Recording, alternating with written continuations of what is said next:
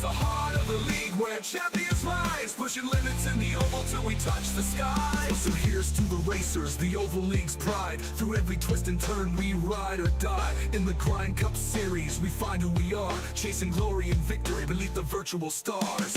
Racing in the Grind Cup, we're burning the turns. Follow wide open, feel the engines churn. It's the heart of the league where champions rise, pushing limits in the oval till we touch the skies. Racing in the Grind Cup, we're legends of mean. The ESports Oval League driving the arcade. Racing in the Grind Cup, we're legends of mean.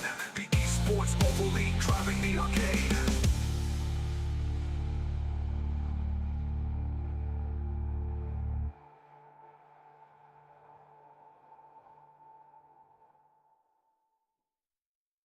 Under the lights, engines roar, we're ready to go. The ESports Oval League with the best race to show. Grinding gears, chasing dreams on the virtual track. No looking in the rear view, there's no turning back. Every lap it's a battle, every corner's a fight.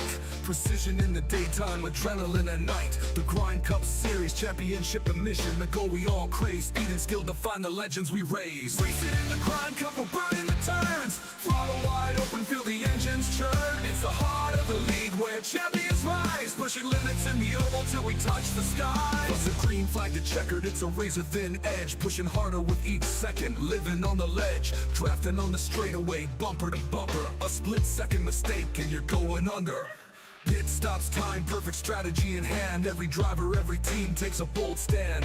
In the world of esports, this is where we collide. The Grind Cup unites us with passion and pride. Racing in the Grind Cup, we're burning the turns. Throttle wide open, feel the engines churn. It's the heart of the league where champions rise, pushing limits in the oval till we touch the skies. The tires screech, hearts pound, adrenaline's fire. Lap by lap, chasing that finish line desire. Rookies and legends all fight for the crown, but only one will take the title down. Every lap it's a battle, every corner's a fight. Precision in the daytime, adrenaline at night. The Grind Cup Series, championship and mission. The goal we all crave, speed and skill define the legends we raise. Racing in the Grind Cup, we're burning the turns. Throttle wide open, feel the engines churn. It's the heart of the league where champions rise, pushing limits in the oval till we touch the skies. From the green flag to checkered, it's a razor thin edge, pushing harder with each second, living on the ledge, drafting on the straightaway, bumper to bumper. A split second mistake and you're going under. From the green flag to checkered, it's a razor thin edge, pushing harder with each second, living on the ledge, drafting on the straightaway, bumper to bumper. A split second mistake and you're going under. Pit stops, time, perfect strategy in hand. Every driver, every team takes a bold stand. In the world of esports, this is where we collide. The Grind Cup unites us with passion and pride. Racing in the Grind Cup, we're burning the turns. Throttle wide open, feel the engines churn. It's the heart of the league where champions rise, pushing limits in the oval till we touch the skies. So here's to the racers, the Oval League's pride. Through every twist and turn we ride or die. In the Grind Cup Series we find who we are, chasing glory.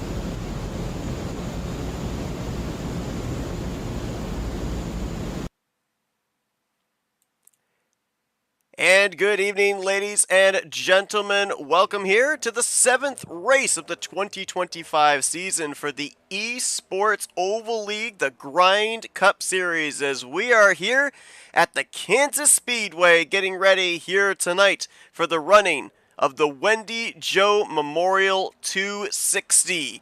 Mile and a half racing, next gen car, beautiful combination with multi-groove racing here tonight. And we'll see if somebody else potentially could join Kyle Holden as a multi-time winner on the season, or will we get a new name in Victory Lane? I'm Seth Cole, being joined by Scott Rankin. And Scott, interesting was listening to you communicating with some of the drivers here pre-race, and while I talk about multi-groove possibilities, it sounds like, and based off what I saw in practice as well, venturing up there, ripping that top side may not necessarily be the safest option here tonight.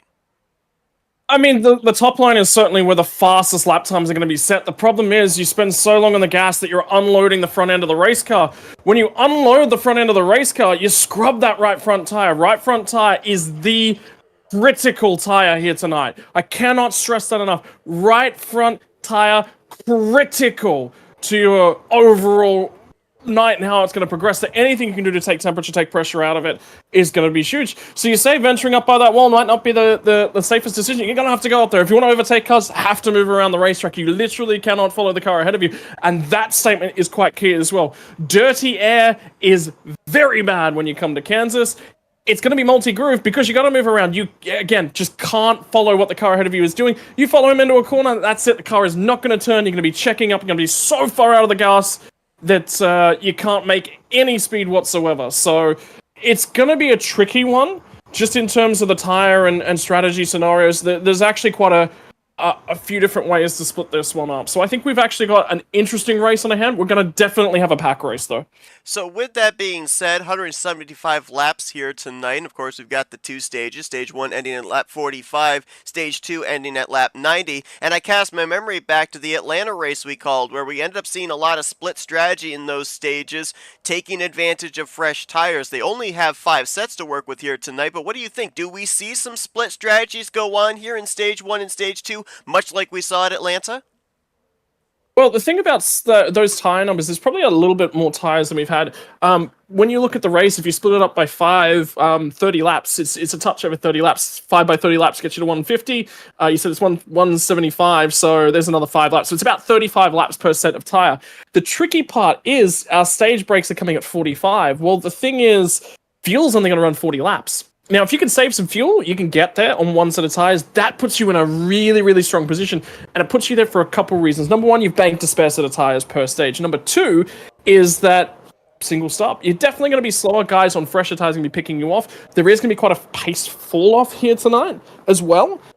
So first 5 to 10 laps on the run is going to be pack racing all the time. Then the 10 to 20 lap range is going to be, that's where the tires start to fall off. The guys that have saved a little bit will start to cut their way through. Beyond that is anybody's guess. And remember, no fast repairs, no backup cars. And the critical factor is, I want tires at the back end of the race. Yes, they pay points in the stage, but the bulk of the points come at the back end of the race. So it's navigating the race to set yourself up for the most points. If you can pick off some stage points as well and set yourself up, hell yeah, you're in a great spot. Qualifying complete, a former winner on the season, Brandon Cooper, who we saw a couple of weeks ago at Atlanta, the track we were just talking about, go to victory lane for his first victory on the season. Gonna net the pole position with Chris Otto as they grid up. We'll show you the starting lineup. One thing that we don't talk a whole lot about, Scott, is the weather and the time of day. And as we can see, we're beginning this race here in twilight, sun starting to set behind these Midwest plain hills. We're going to be in nighttime conditions when we get to the end of this race. How much of a transition is the car going to have in terms of handling, do you think, as the race progresses? Well, the track temperature is going to go down, and this set's actually built for a little bit hotter temperatures than this. So again, it's going to. What happens is when you get more grip in a race car, is that it actually rotates less. And that's great for in terms of peak pace, but what it does is it shuffles the balance around in the car. Normally with an open setup, you can tweak a few different things, try and get the looseness, switch the weight back over to the rear end of the car. So getting enough fuel in the car is going to be quite critical as well, because again, more weight over the rear, more rotation in the rear is always a good thing. So As it cools off, this is going to get tighter, not looser. Sticking a right rear on a seam. We've said it over the last couple of weeks at Atlanta. It was one of the big things you wanted to avoid, but we had a loose car there. Here, sticking a right rear on the seam, not a right front or a left front. You want to get the rears on the seam so that the rear end of the car can come around. If you can't yaw the car, and what I'm talking about yaw is left to right rotation, you can't turn the car. And it's all about that yaw. The car is too gripped up to the road. It doesn't want to yaw. So anything that you can do to get some yaw into the car is going to be good for it. More heat in the rear tires, you take some out of the front tires, that's going to benefit the long run as well. But it is going to be very difficult to do that tonight.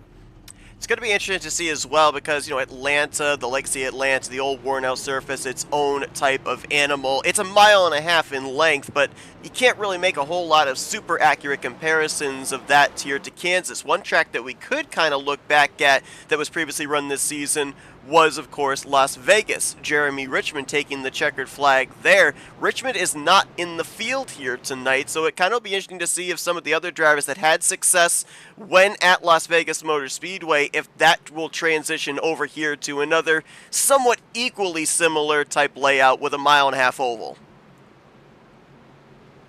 Big thing is different styles to set up, different handling on the race car. At Vegas, the car trended loose, not trended tight. This is just going to get tighter and tighter and tighter as the run goes on. Again, very different skill set. This is the first time we've actually had a very loose race car in the entire season. So the biggest thing right now is you're probably going to see a couple of different drivers. Holden's just, where Kyle Holden is in terms of his talent level at the moment, is he's just right there. He's so switched on. This is going to be a difficult race for him to lose. But I've seen so many strong runs from a bunch of different drivers of late, and they're all trending together. Kyle Holden, the winner last week at the Chicago Road Course. 2 wins on the season. He'll look for a third. Green flag is out, and the Wendy Jo Memorial at Kansas is underway. It's the Toyota of Brandon Cooper, the Chevy of Chris Otto leading him into turn 1. Keep your eyes on that midfield, though. There's going to be a couple guys who are going to try and jump 3 wide. Front Otto out of shape there. Off the second corner, great job gathering it up, but he gets put topside 3 wide now with Dobbs shooting the gap. Yep, and again, track position is going to be very, very crucial. If track actually narrows up off of turn 4, is a big thing. So you can't necessarily. Holy cow! Apron's a viable option, and they were 4 wide crossing the line to complete lap number 1. I'm a little surprised with everything you were saying that we're this aggressive out of the gate. Well, track position. If you can get the clean air, you're going to be in a really, really good spot in terms of things as well. So that's what people are fighting for. The guy that's in the lead's got more downforce than everyone else that's trying to hunt him down. That helps him just look after. He doesn't have to push as hard on the fronts to get the same sort of rotation in the car. So there's going to be a lot of opportunity for somebody who can get to the lead to really tire save. And that car with the downforce, the clean air, would be Alan Dobbs. Looking back at the battle for second, Tom Bourne to the inside of Chris Otto, who had that great save. Now, a great save, but, maybe a little brush to the outside wall. Don't really see any visible damage on the Nationwide Chevrolet, but what about in terms of that slide with the rear tires? How much of a struggle is that for Chris Otto here in these upcoming laps, or is it a harmless enough slide that it might not affect him here for the long run? It might be okay, and if anything, it's probably put a little bit more heat in the tires. And to be honest, I actually want a car that's maybe sliding and slipping around a little bit. I don't actually want to. I don't actually want the car to be getting tight. So that's one way to activate those rear tires as well. So, that actually could be some form of an advantage. But look, yeah, definitely saving tires. You don't want to slide them. That's generally the biggest way to lose grip on the long run. But as you can see, everything's just packing up at the moment. Throw a blanket over your top 4. Otto coming down on the passenger side of Tom Bourne there through 1 and 2. No quarter given through the first couple of sets of corners, with Peyton Holland looking on in the 4th position. The pole sitter Brandon Cooper has now fallen back to slot into the 5th spot. But to your point, Scott, there is racing all the way through this field. Race lead all the way back outside the top 25. Everybody is in a battle with somebody. Yeah, and at the moment, you can just see there's a couple drivers that are just really trying to push on a touch on their tires and trying to make up some ground once they possibly can. Feeling in their race cars is going to go away. Like I said, it's building aero tight is a big, big problem. So at the moment, the guys that are really charging at corner entries are not trying to back them up they're going to start to fall off relatively quickly. Anyone who can widen that corner out, use as much of the racetrack as they possibly can, they're going to be in a good little spot. So just keep an eye on how the racetrack's sort of looking. Anyone that's using a touch more of the corner and rotating the car in all lanes could be in a really, really good spot. Alan Dobbs out in front. He's third in points coming into tonight's race. A total of 88 points out of the points lead. That just shows just what a tear Kyle Holden has been on in the first 6 races of the season. Holden right now in the 10th position. The driver that's trying to run him down for the points lead, his teammate just swung around Noah Jackson for 8th. That's DJ Daniels. He comes into tonight a total of 62 points out of the points lead. Last week, the victory at the Chicago Street Course with Daniels struggling. He did manage to bring it back for a 3rd place, and Alan Dobbs not reaching the conclusion really helped Holden to be able to open up a good deal of breathing space. And now I think more so than drivers making their own luck, they're in the camp now of needing the 59 to hit some bad luck, because as you mentioned, the consistency for Kyle Holden, no matter what type of a racetrack it is, no matter what type of configuration it is, he always seems to find his way to the front at the end when it matters. Yeah, and that's the big key, is he's always able to set up and plan his races out. And if you actually keep half an eye on him at the moment, I think he might be actually fuel saving a little bit. So I think he may be one of the few drivers who's trying to go long on that fuel run. The hardest part of the run to actually save that gas is this early little window here where the pace is up. As the pace starts to fall off, it gets a little bit easier. Your overall fuel burn, you spend less time on the throttle. So as the run sort of progresses, it's going to get easier and easier and easier to save a bit of gas. Riding on board with the 59 of Holden. We'll take a listen, see if we can hear his throttle input. You know, you mentioned about the fact that about 40 laps you can make it on a run, but if you're lacking those 5 laps to get to the conclusion of stage 1, you could maybe save it here during the course of this long run. And you know, Kyle Holden's got 2 victories. He's already pretty much confirmed himself a spot in the playoffs, so he may be playoff point hunting here, looking for another playoff point with a stage win. That'll help massively. Have a look at the trainer cars that are running up and by the wall. All that dirty air is up there. But the peak lap pace is also out in that outside groove at the same time. So trying to find where you can slot in is a big, big key, but also where you can pick up the clutch to maybe save a little bit of fuel. The big thing is, if you can't make the overtakes right now, you're going to have to make them at some point. So if you can't make them right now, perhaps it's slot in, find your little gap, do some tire, do some fuel saving, and that's where you make the overtakes up much, much later on. Rylan Faccianato, he was up there in the wall. Saw him drop from outside of the top 10, now back to the 15th position. We're looking at the 6 of Tyler Rice. Saw him make his debut last week at the Chicago Street Course. Didn't end very well for him. He ended up having an early exit from that race, but now at a speedway, running solidly up in the 11th spot. I was kind of looking at a number of different drivers that we've seen have some struggles here in the early going of the season. Peyton Holland in the 19, he had a lot of struggles at the beginning of the season, and looks like now he's kind of found his groove here at the mile-and-a-half track, slotted in that 3rd position. And he's just ahead of Christian Ruse. I feel like we haven't talked a lot about Christian Ruse this season. He's been one of those quiet drivers that he'll kind of run the 15th to 20th position most of the beginning of the race, but he will usually keep his car out of trouble, keep it clean, and end up netting top 10, top 15 finishes. He comes into this race currently situated, if I'm not mistaken, in the 14th position, so he's hovering right around where that cutoff line would be for the playoffs, and putting together another solid outing here. This is maybe about the strongest we've seen him in the early going of a race up inside of the top 5. Yeah, for sure. I mean, but the big thing for Chris is that he's making a lot of race ends and banking away points. They haven't been top draw, top shelf finishes, but the biggest thing you can probably say about him at the moment is that he's finishing just about every race. He's putting a lot of points on the board. That'll count when we get to the back end. There is going to be more bonus points that they're going to be playing their way out.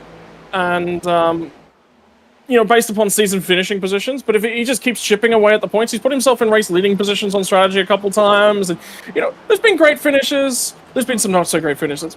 Yeah, the guy's driving all right. I mean, we have 29 drivers in the field here tonight. We've had about an average of 30 to 35 drivers every single week. So a lot of points on the table. And yes, we've run 6 races and had 5 different drivers go to victory lane, so the playoff grid's starting to be a little congested in drivers with the win in your in system making it into the postseason. But when you kind of look from about maybe 12th to 16th in points in a season, normally those are the drivers that are consistent, and it has been statistically proven, eventually I'll get that word correct, it has been proven that if you've got large fields each and every week, a consistent top 15 streak the entirety of the regular season can net you enough points to get into a points-paying playoff position. So, you know, you look at Christian Rouge, you look at, you know, Matt Davies, Jeffrey Kleinsma, drivers that are down there around 12th, 13th. These are drivers that you don't see necessarily up inside the top 5, but to your point, they put together a complete race and are around when the checkered flag waves. Yeah, and that's the biggest thing. Make yourself available to finish the race. I think is the biggest thing, because there's going to be days where there's only 20 drivers that make the end of the race with a race car that's somewhat put together, and of those there might be another 5 that don't have a great hot rod at the end of the race. They've just got something, they're turning laps. There's going to be a couple drivers on pace that you can beat in and around that marker as well. So it's just about what can I do, what's available to me, what's an option, but you don't get that if you don't make the back end of the race either. Had a great back and forth up here at the front. Alan Dobbs will take a turn out in front. Then Tom Bourne will get a run. He'll get to the point. Christian Rouge looking on there. And now entering into this conversation is going to be the highest running Toyota. DJ Daniels has now found his way into the top 5. And he's looking to move into the race lead, looking for his second win on the season. Been noticing a lot of drivers more so off of turn 4 than off of turn 2 going up there and tank slapping the outside wall. Now, I've seen this before at Mile and a Half, and it looks like it's the same here at Kansas. There are different results of getting up into that outside wall. You can kind of have your right rear quarter panel dragging along the safer barrier. You'll see the sparks flying off, but the car doesn't lose a whole lot of speed and doesn't really gain any visible damage. We saw a little while ago, Rylan Faccianato, he went up there and almost had the entire right side into the wall. You could visibly see that was scrubbing off speed. So, is there a difference between a hit to the wall being too hard, or at a track like this, when you're up there running that upper groove, is most of the brushing of the wall relatively harmless to this next-gen car? I mean, if it's just a brush with the wall, it's okay. If it's a hit, that's where you start to get damage. You can sort of get stuck in these walls and rubbing along them. You're going to lose a fair bit of momentum, but the car will actually generally be okay. It's getting stuck in the wall that's certainly a big concern. And the pace, I think the pace has just come out of the race, Seth. I think the guys at the front are actually just starting to lose a little bit of time. You can see Kyle Holden starting to make a couple moves. He drifted a long way back in that early run. So again, planning. I'm just starting to see a fair few guys drop off in terms of their tires as well. So yeah, Holden was as far. Oh, we got the 16 on the apron there. So that'll be Tom Bourne. Something amiss on Tom Bourne's machine. Oh no, he actually just made a pit stop. I completely missed that. He just came to pit road and took on some, I believe, some fuel. Yeah, he didn't even take tires. Just straight up gas and go for the 16 here. He's going to be a lap down, but he's expecting this entire 45-lap first stage to run long. Yeah. And I mean, if it doesn't play out that way, the thing it'll do is it might force a couple of cars to sort of come along with him, which will change the strategy just a little bit. There's actually some 3-wide racing, and the car's wrecking and saving it. The back end of the field, I think it's the 17 of Mark Gilbert. You are correct. Close call there with him, as well as the 6 of Tyler Rice. And you may recognize that 61 that was in the middle of all that there too. Finished runner-up last week at the Chicago Street Course. Yep, Scott's pulling the double duty again here tonight. No idea who that guy is. Never met him before in my life. No? No. Don't pull up his driver photo, Seth. You won't get a giggle out of it, I promise. I already saw that. My question is, who was driving the box? Was it you or the cats? I was not in control of that box. You were not, okay. What's the old saying? 8 legs are better than 2? Yeah. Isn't it 8 tires are better than 2? There were no tires on your box, so I don't know what you're talking about. I got good news for you, Seth. We have run the fuel perfectly. I'm going to make this first stage on fuel. Oh, wow. And I think I might be the only one. Interesting to watch that play out. I mean, we've seen Tom Bourne already come to pit road. He's the only driver that has hit pit lane. Alan Dobbs continuing to show the way. DJ Daniels there in second. I mean, with the pace that DJ set to work his way up here towards the front, I don't think he was in any way fuel saving. Christian Ruse there in the third spot. Noah Jackson has worked his way up here to fourth. Beautiful Caterpillar scheme on his Toyota here this week. And Holden has now worked his way up into fifth. So Holden starting to work his way up here to the front after we saw him kind of riding back between 9th and 11th for a good portion of this run. Yeah, so again, guys that have saved tires will now start to progress towards the front. We're past that 20 lap marker where guys have burned off their front rights. So anyone that's been saving or just reducing them a mile an hour through the corner, all about tire scrub, the amount of load that you're putting on, and for each mile an hour, there is more and more load that goes through that right front. Shorter way around the racetrack, shorter turn, more ways to actually pull effectively load out of the car, but sometimes you have to drop that mile an hour too far to make it work. But that's the tough, tricky bit. This is tight. I tell you what, this fuel is going to be right on the limit. We're watching the battle just inside the top 10. Sean Lauder in the 12, ripping the top. Trey Whitehead in the 23. The Blue Buffalo Company sponsored Camry this week. Right behind him is Ryan Catalano. Keep an eye on this 92. He was top of the board in practice and having a solid outing right now. And the side-by-side battle for the 9th position. Dalton McKenney just behind them in the 46 car. Dalton's been another driver that has been extremely consistent this season. I mean, he was en route to having a rather poor performance, got involved in a couple of incidents, had a couple of solo spins last week at the Chicago Street Course, and was able to mount a comeback and finished quite well compared to where he was running in the first half of that race. As a result, Dalton 5th in points coming into this one. Granted, 91 points out of the points lead, but just about everybody's a long ways away from Kyle Holden. So if you put it in comparison to the other drivers that he's around in terms of the points gained, he's been putting together a very good start to this 2025 season. So, I just saw Mark Gonzalez get really, really tight off a forward jump up the racetrack and get into Peyton Holland. And Peyton Holland, I think, has actually got a very tight race car at this point in time. He actually just jumped on. DJ Daniels is now the second driver to jump through the pit lane. So, yep. Just spotted that as well. He took fuel only. However, interesting, and I don't know what it is in this, and maybe you can explain it. Tom Bourne's pit stop, fuel only 6.6 seconds. DJ Daniels, though, coming in a little bit later, spent 8.3 seconds in his pit stall taking on fuel. Why the extra time? That'd be a mistake from DJ.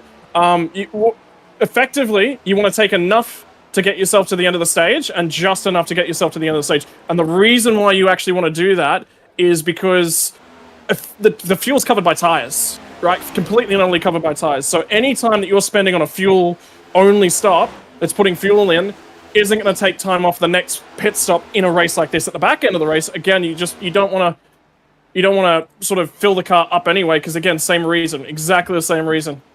That's time spent on pit lane that you don't get yourself back. So. More drivers on pit road. We saw the 6 of Tyler Rice, the 23 Trey Whitehead. He was followed down pit road by the 92 of Ryan Catalano. Matt Davies on pit road as well. So drivers here closing in on 10 laps to go in this first stage, diving onto pit road.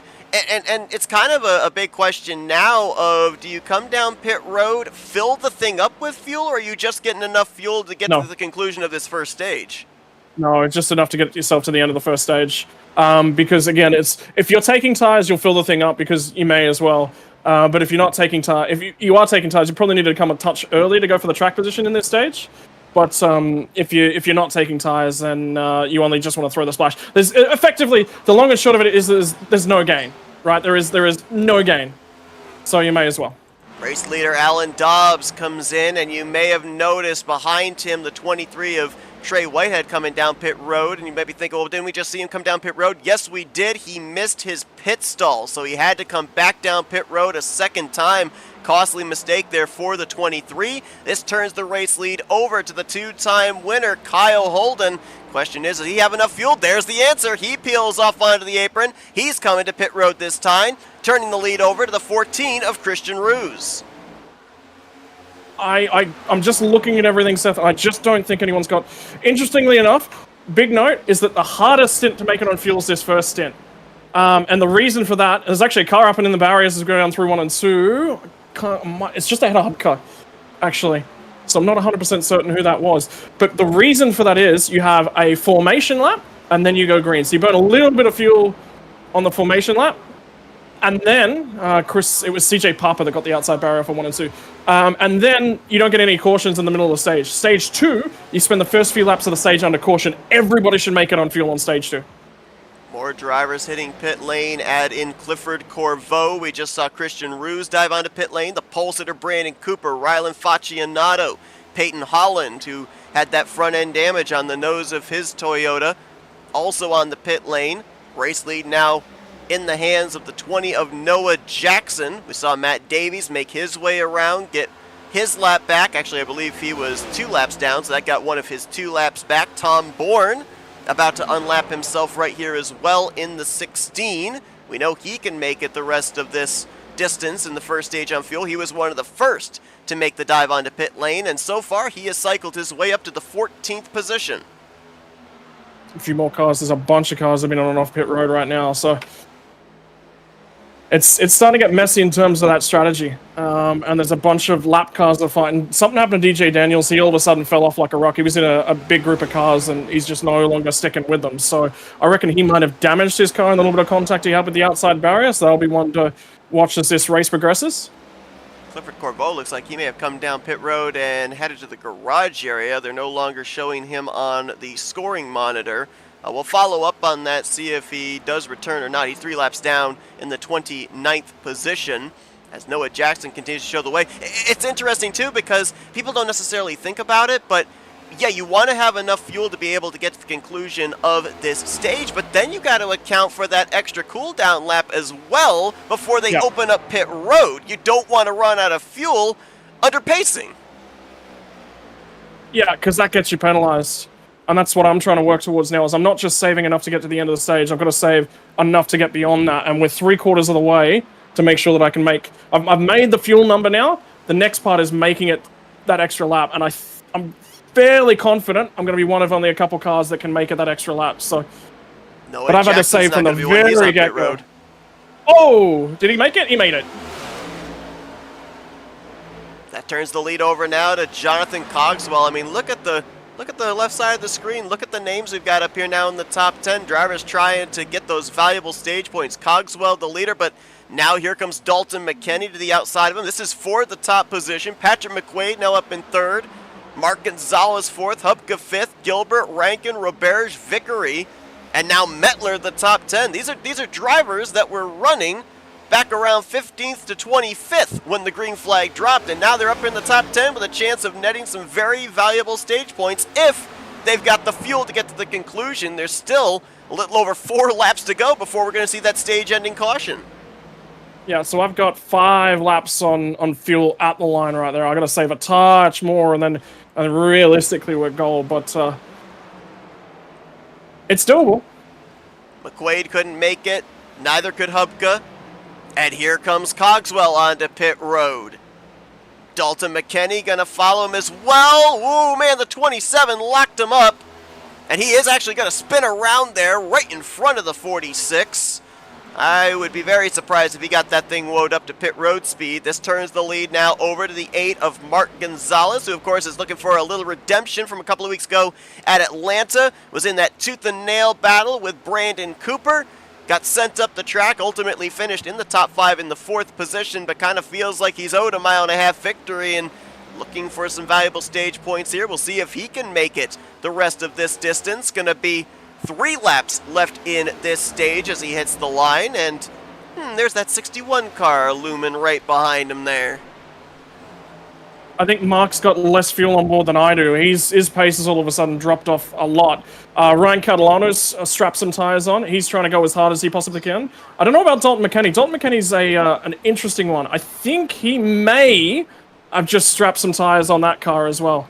But I did this strategy again a couple of weeks back at Auto Club and fell on the wrong side of it. Let's see if we fall on the right side of it tonight. So to answer your question, fuel only for Dalton McKenney. You're correct. Catalano took on tires. Tyler Rice also took on tires as he's up in the 11th spot. The highest run of the drivers that have pit would be Alan Dobbs, who was the leader when this green flag pit stop cycle began. He's up to the 4th position, as now only 3 drivers trying to make it to the conclusion here on fuel. Gonzalez, Rankin, and Mettler, a Chevy and 2 Toyotas, as this time by will be the completion of lap 44 onto 45. Now the question is, do they throw the caution here? Do they throw it at the completion of 45? We'll have to see. It's completion 45. Gonzalez, is he out of fuel? He's out of fuel. I think his hot rod Gonzalez out of fuel. And the caution has not yet been thrown for the stage, so our boy Scott Rankin trying to nurse that thing around here to get to the stage-ending caution, pick up the stage victory here at Kansas.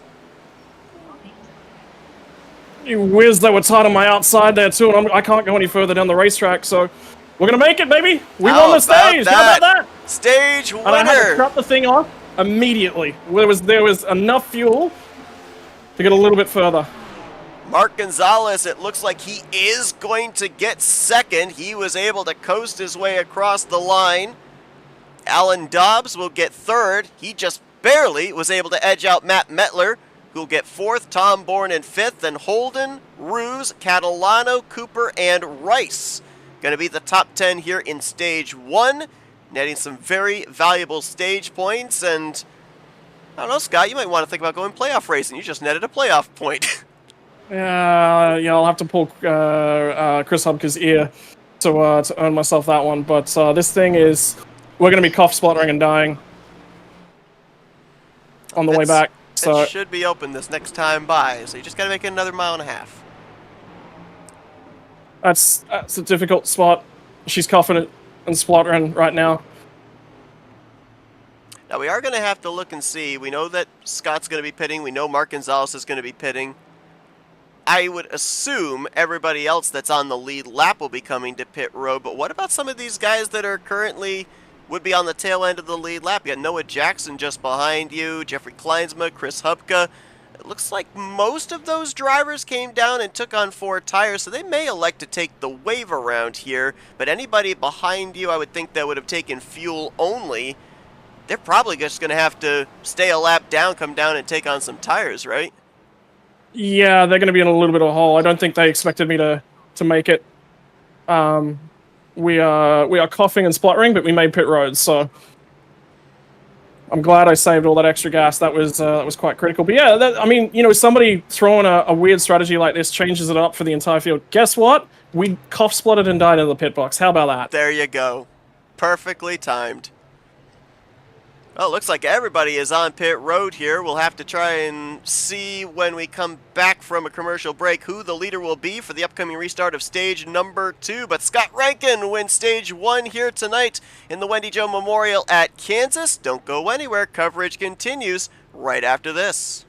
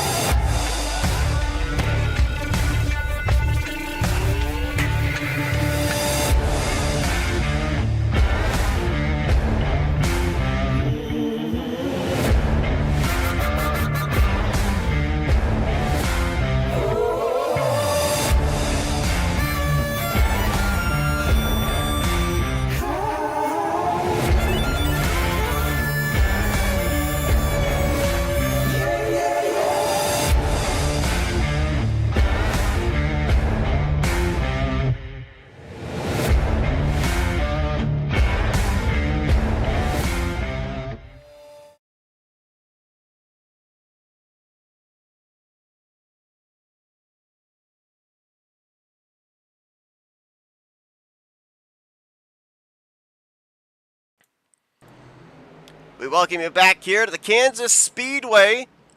As we just concluded stage number 1, lights out on the pace car, we get ready for stage number 2. Stage 1 winner, Scott Rankin, going to lead us back to green with Ryan Catalano to his outside. Everybody came down pit road. We did have, I believe, 2 drivers that elected to take the wave around. One driver ended up getting the free pass as well, so we're going to have a total of 17 cars on the lead lap when we go back green. 28 drivers currently on the racetrack. Only driver out of the race is Clifford Corvo. Another 45 laps, looking towards lap 90 for the completion of stage number 2. And green flag back in the air here at Kansas. Yeah, good little jump as well. So now we just move back into conservation mode. We're making target is lap 90.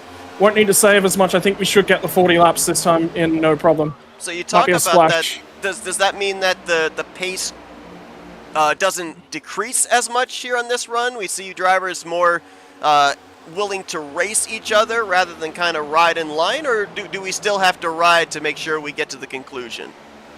You definitely have to ride a little bit because you can't just push those tires. There's a bunch of guys where those tires sort of fell off the clip at the back end of that stage as well. So, but this will probably be the longest run we actually see on these sets of tires here tonight. And the big difficulty we've got is, just trying to, what do we want to set the pace like? And it's going to be 3 wide up here at the point as well. Somebody's trying to shove in behind Dobbs. It'll be Kyle Holden. And he will actually try to get the left rear quarter pan, looking for the lead. Drives it deep into turn 3, clears before they even get to the center of the corner, and it's stuck by about a car length and a half. Kyle Holden to the point, 3 wide further back there. Dalton McKenney in the middle, Scott Rankin on the top, Christian Ruse on the inside line, along with DJ Daniels coming up the middle line. Now, you brought up a point about the 92 of Ryan Catalano that we'll have to keep tabs on, especially as we get later into this race. You mentioned about him taking on tires on that green flag pit stop. He came down pit road, took on more tires, so he is at a disadvantage to the rest of the field. Yeah, he certainly is. Just in terms of strategy, that's the big thing for him, that he's going to be at a disadvantage. He's going to have 1 less set of tires. Then again, there could be guys here that elect to take those sets of tires, in which case, if he only goes the end of this stage on that set of tires, he's actually not in a too bad spot. So what the stages are doing is they're just throwing, each and every week, the strategy is actually different in regards to the stages. The actual overall race strategy is relatively similar. You're still trying to use up, whatever you can to get to the back end of the race. Catalano is actually going to, that was Fascinato, is actually going to scrape the outside barriers right here. So, but yeah, it's about what can I do to position myself best for the end of the race and give myself something to race for. There'll be a couple of guys up and down the field, and Catalano is one of them. He goes, look, on the long run, I'm not gonna make those gains, so I need to try to grab some stage points and then come up with something fancy for that final stage. So that's actually, for Catalano, it's actually not a bad call. It was strategically, I think it was the right call for him. Nice little back and forth here between Kyle Holden and Dalton McKenney for the top position. I mentioned about the fact that we're kind of going to look back at the template of the other 1.5-mile oval that we ran previously this season at Las Vegas. Kyle Holden finished 7th in that race. Didn't lead any laps, surprisingly enough. He has been out in front here in this one. DJ Daniels just behind him in the 3rd position. He ended up leading 30 laps in that race, en route to an 8th place performance. If you're looking at some drivers that, if they can make their way up here, ran well at Vegas, can maybe follow that up here tonight at Kansas. Christian Ruse, we've seen him up in the top 10 all night long. He was the runner-up finisher in the Las Vegas race. Alan Dobbs has been out in front a majority of that first stage. He's now up here in the top 5 again in that 35 car. He finished in 3rd.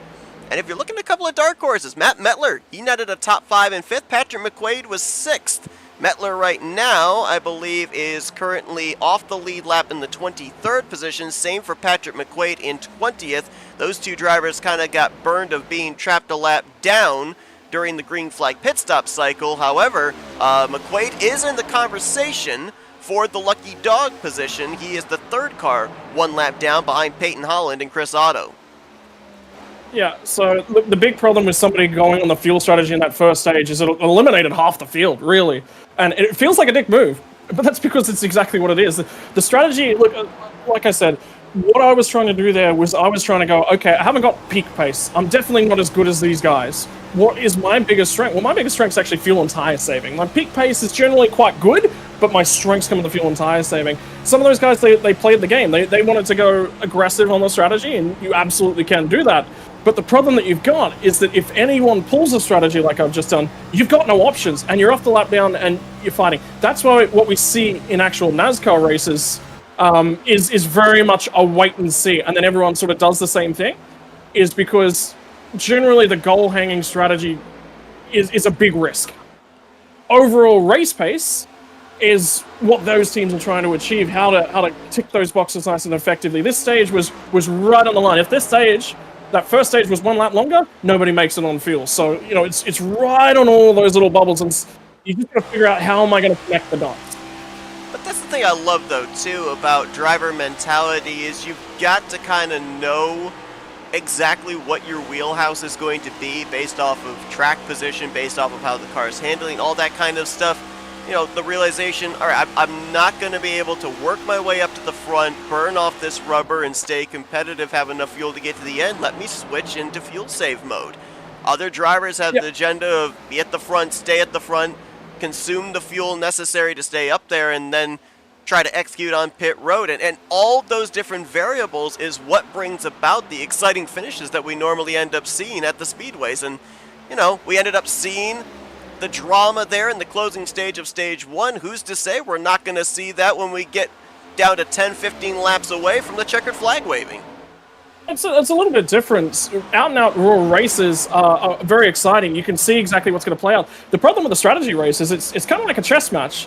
You sort of don't necessarily know exactly what's going to happen until the dying stages of it. By the time that the game has sort of evolved and you can understand exactly who's ahead, exactly who's behind, it's too late. It's already really happened, and sometimes you can get a slow burner, but that's what it is. One of the biggest things I always talk to people about is, what is the biggest advantage of being a commentator has added to my driving capabilities? It's my ability to look around the racetrack, have a look at something that's a little bit different, do a little bit of a math, and set myself up for an alternate strategy. That's the thing. I read races very, very well. And what that means for everyone else, you have a look at great drivers that do that very well. Fernando Alonso is one of them. Watches race screens around the racetrack to get an understanding. It's another tool. It gives him a picture of what's going on in the race. If he's in a tight positional battle and his team is telling me, okay, you've got to go hard, XYZ is pit, he drives around, he sees them on a screen, and they're battling somebody. He knows that he's in a really, really good spot. He doesn't have to push the car as hard. He doesn't have to press those limits. So it's about getting your head up and not just looking at what you're doing with the car sometimes. It's about looking at what everyone's doing. I love you bringing that up because, tomorrow night we have the second playoff race of the season for the Talladega Challenge Series for Rolling Thunder Gaming, and we've had those drivers up in the booth as guest commentators before, and they've said the exact same thing that you're talking about. You have tunnel vision in a way when you're in the cockpit of the race car. You've got your own strategy. You're not really necessarily always aware of what everybody else's strategy is around you. But then when you're looking from the spectator point of view, you can see all the different strategies unfold. And some drivers have even said that they've kind of adapted their strategy going forward based off of what they've seen, the tendencies, the trends of the drivers around them, an entirely unique and different perspective when you're looking from the outside of the race car. Sure, but there's also more into that, and that's the analytical and critical thinking skills. If you're a commentator and you can't analyze what's playing out on the race screen in front of you, you've only got one element, another tool to add to the bag, really. So that's sort of what I'm talking about, is that it's going, okay, what can I see? What can I see everybody else doing? What is their race plans, and thinking about what they're trying to do. There are guys that go out there and all they try and do is drive the racetrack, drive the cars, and that's fine. For them, for some of those guys, they can make it work, but some of us aren't born and bred race stars, and we're going to supplement our lack of talent with another string to the bow. And it's just, if you're not doing it and somebody else is, they're always going to beat you because they're always thinking 10 moves ahead. One of the things I talk a lot to about rookie drivers is plan your overtakes, plan your passes. I was actually doing a coaching session with a new driver on one of my teams yesterday, and one of the biggest things I noticed straight away was that he was just watching what the cars ahead of him were doing. I said, man, you're never going to avoid a wreck if that's what you're doing. You've actually got to be looking further down the track. And it relates its way back to a whole bunch of different things from psychology, but the biggest thing is center of the human eye, detail vision, edges of the human eye, peripheral vision is reaction-related vision. You react faster to the stuff you see in your peripheral vision. You ever see something whiz past your head and you duck and you weave? You wouldn't have done that if it was coming straight at you. Yep, great point. Well, don't adjust your sets. Don't try turning up your brightness. It is indeed getting into the nighttime conditions here at Kansas as Dalton McKinney out in front. It's interesting because I was looking back. We didn't have the privilege of calling the Las Vegas race here on FRN. Unfortunately, I was out of state, and so we didn't really have any ability to be able to do so. However, looking back at that Las Vegas race and the finishing results, you look at Dalton McKinney, he finished a lap down in 18th. Now, while that doesn't necessarily look all that great, he led 40 laps in that event, 4 laps shy of race high that evening. So, you know, when you look at that, no surprise to see the 46 out in front here, even though he's going to lose the lead to Kyle Holden, but strong machine here again tonight. Good mile-and-a-half program out of this 46 machine. Yeah, he sets the car up well, drives it through the corner as well. The biggest issue for him at the moment with the race is spatial awareness with the race car's not been brilliant, and that's where he gets himself in a little bit of trouble.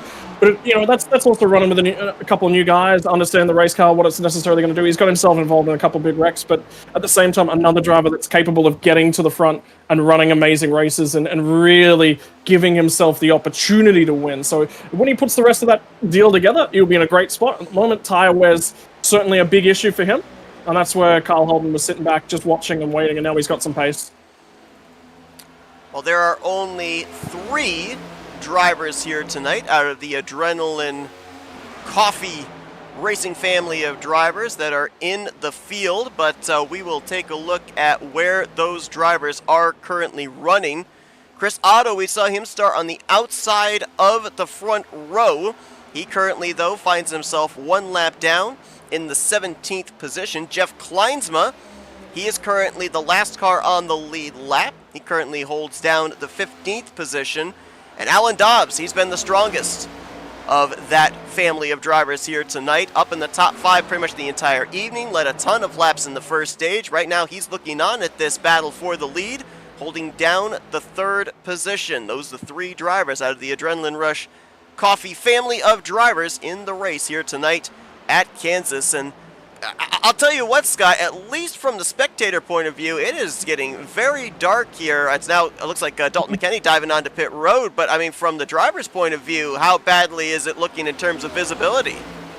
Yeah, visibility is not great. There's actually been a lot of reworking with the iRacing lights. That actually all come in last week, so it's a very new system. Obviously, at the moment, I think the biggest thing is that it's actually with the brightness is overexposed, and you sort of got to, for night races, you actually got to flick back through and underexpose the cameras again. But from the driver perspective, it's not too bad.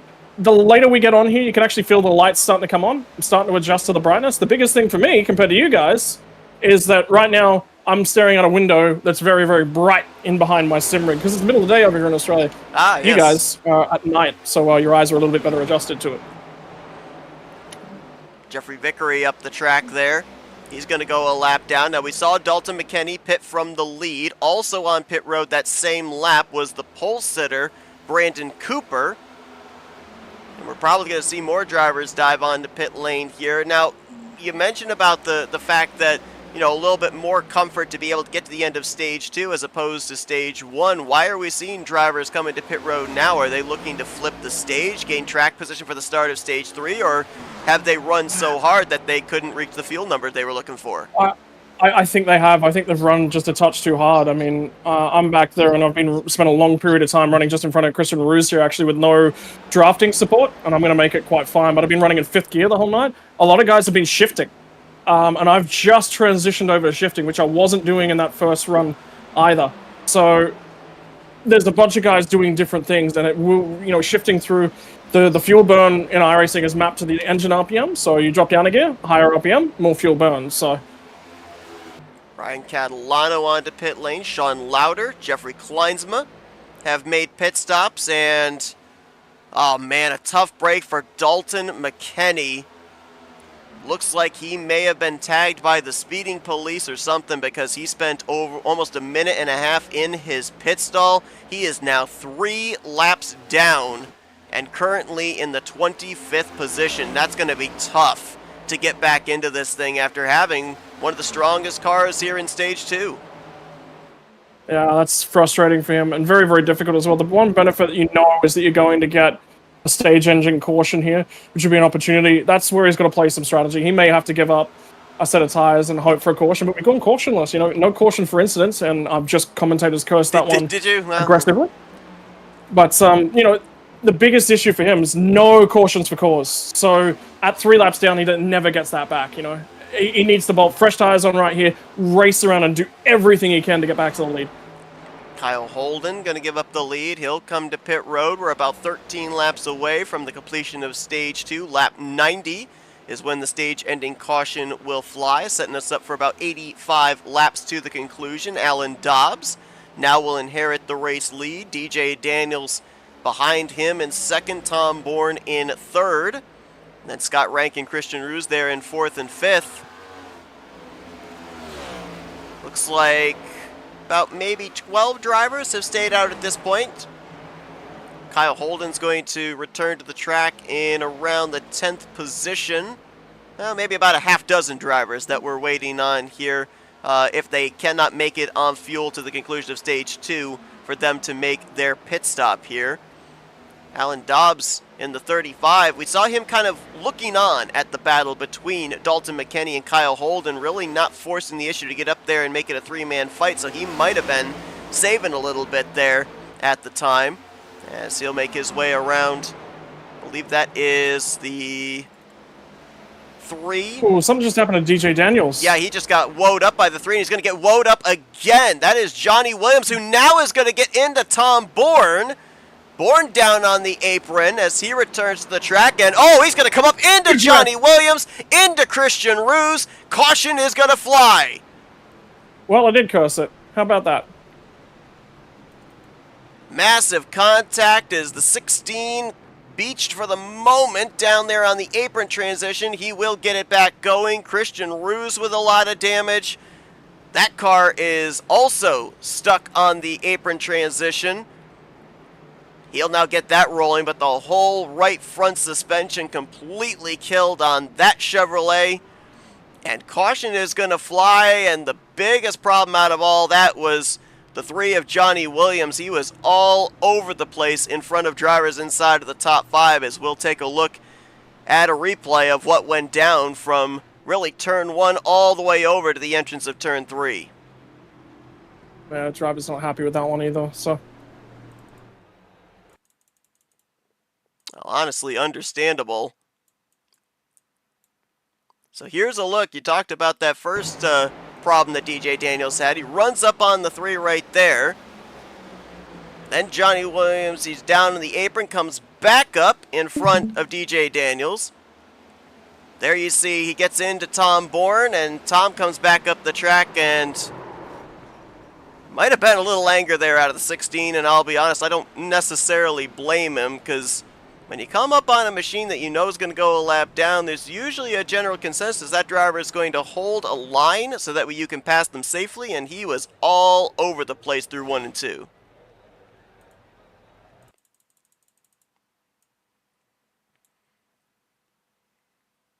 Let's go on board with the 16 of Tom Bourne.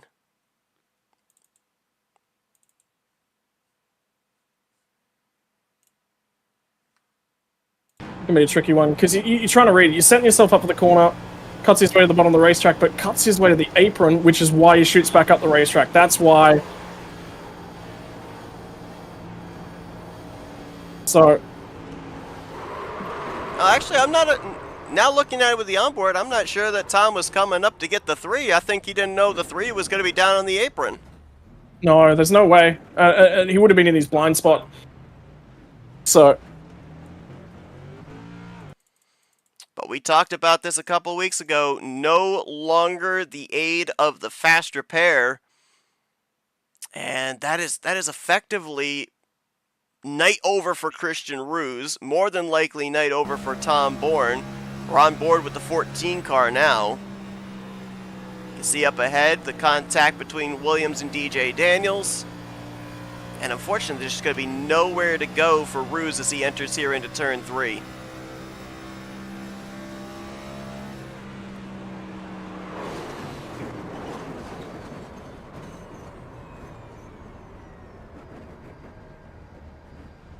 And I'm not necessarily certain that he was even able to drive that thing back to pit road. We saw that the entire right front suspension was completely killed on his Chevrolet.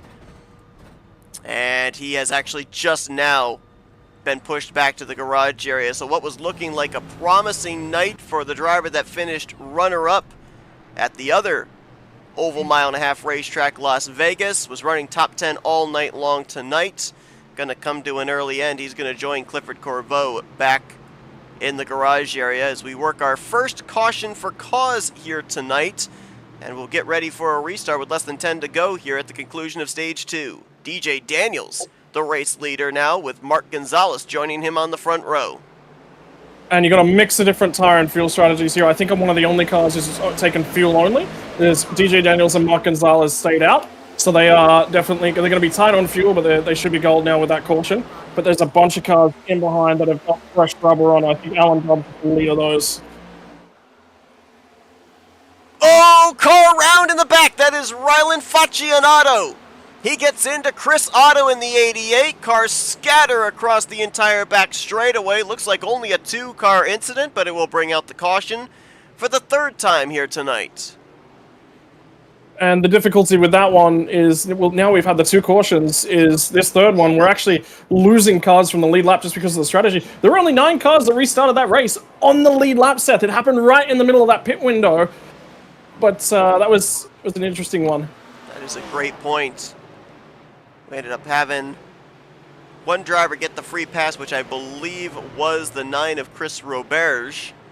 We'll get ourselves another Lucky Dog driver, which I believe will be the 12 of Sean Lauder, who was the first car 1 lap down in the 10th position.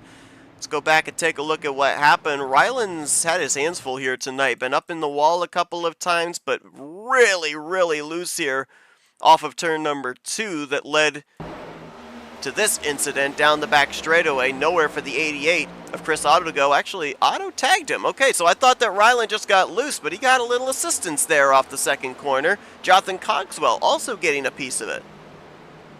The difficulty with these restarts right here, Seth, as well, is the fact that you've got a bunch of drivers on different strategies. You've got guys that are racing for Lucky Dogs and try and get their lap back and whatnot as well. And Sean Lauder's actually been the recipient of the Lucky Dog this time by. So he'll get his way. We'll get 10 cars back onto the lead lap. But it's just old tires, new tires, guys that are trying to get their lap back, guys that are packed up as well. This is more difficult than the initial race start when everyone's trying to figure themselves out because you cannot tell who's got what on. You mentioned about Sean Lauder. He was actually on the inside of the 3 wide of that. Let's take a look from the back end of the 12 just how close he was to maybe getting clipped in this incident. Take a look at this.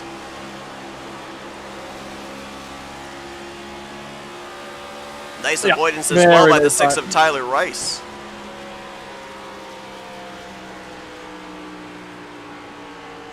So Sean Lauder will be the recipient of the Lucky Dog. I do not believe, although you can maybe confirm this for me, we are close towards the end of the stage, and we have had some occasions where cautions come out near the end of the stage and they've just called it as the stage caution. Are we going back racing here to conclude this stage, or are they maybe going to call this one early? Nope, we'll be going back racing at the end of the next lap. So there's going to be, I think, 4 laps worth of green flag racing, and that'll bring us to the end of the stage. There you see, the lights out. So DJ Daniel, Scott Rankin, they'll be the front row. A couple of Toyotas. They'll then have the Chevrolet of Alan Dobbs, the Toyota of Noah Jackson in row 2. A couple Chevys in row 3 with Chris Roberge, Mark Gonzalez. Rylan Faccianato, despite the spin, still stays out. So he'll restart in 7th. Kyle Holden in 8th. And then Sean Lauder, Tom Bourne, the only other drivers that are on the lead lap. 10 drivers in total. That battle for the free pass position is going to be hot and heavy, I feel like, as well here in this 4-lap shootout. Drivers trying to be that first car 1 lap down. You've got Rice, Davies, Holland, Kleinsma, Catalano, Whitehead, all in that conversation.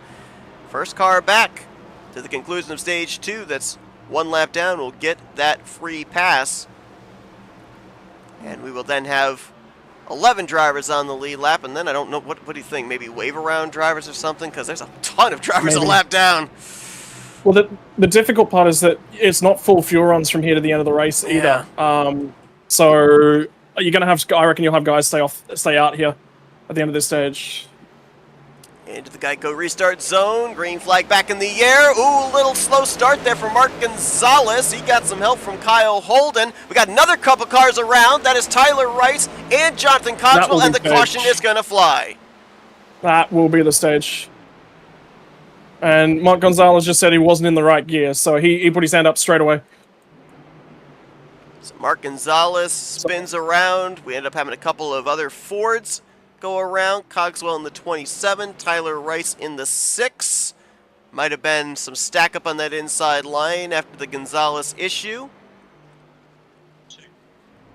But to your point, Scott, this is going to end the stage. So DJ Daniels is going to pick up a valuable playoff point, winning stage number 2. Dobbs will bring it home second.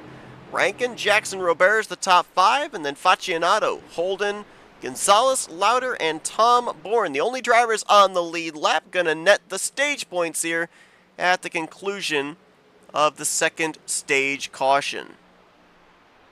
How about this, Seth? I think I've scored the most stage points tonight. I can go and put the car in the vents, and we can call it a night. Yeah, there you go. So, still... That's what, 18 points that you got there on stage points here this evening as DJ Daniels makes the dive onto pit road along with Noah Jackson and others. Some drivers going to stay out here as well, so Dobbs will inherit the race lead for when we get ready to go green for the start of stage number 3. DJ Daniels completes the Toyota sweep in stage victories here tonight. He's the winner of stage number 2. We'll be back here for the third and final stage from Kansas in the Wendy Joe Memorial 260 right after this commercial break.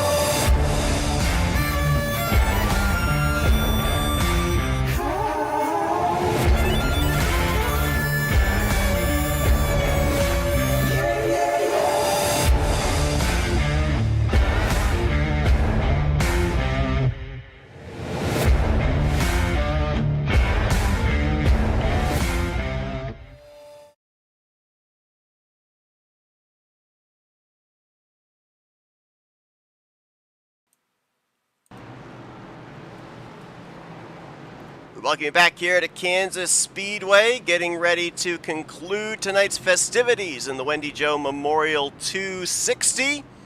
Race number 7 of the 2025 season for the ESports Oval League Grind Cup Series. Looks like we got a little disagreement of positioning here. Looks like these are some of the lead lap cars that had just pitted, coming up, getting their positions. Alan Dobbs, the race leader in the 35 machine. Scott Rankin will be to his outside with Chris Roberge, Rylan Faccianato, Sean Lauder. Your top 5, DJ Daniels, who picked up the win in stage 2. Noah Jackson, 6th, 7th. Kyle Holden, 2-time winner of the season in 8th. Mark Gonzalez, Matt Davies, going to be your top 10 with Tom Bourne, the last car on the lead lap in 11th. Davies was the recipient of the lucky dog under this most recent yellow.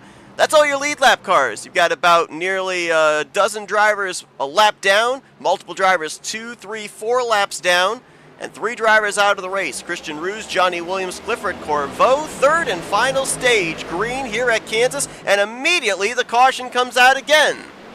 Yeah, because that's stage right there. So it's the end of lap 90, which is what we just crossed over. So that's... Oh, so Dobbs is the stage 2 winner then. Yeah. Okay. Yeah, which is a little bit of a debate about.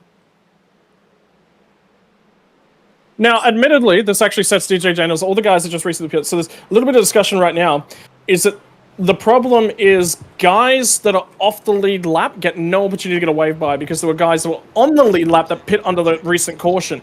The guys that pit on the most recent caution, they will get stage points, but they get shuffled to the back end of the top 10 in terms of where they sort of pit. They will get track position for the restart of the next one, but everyone that's off the lead lap stuck, except for the lucky dog.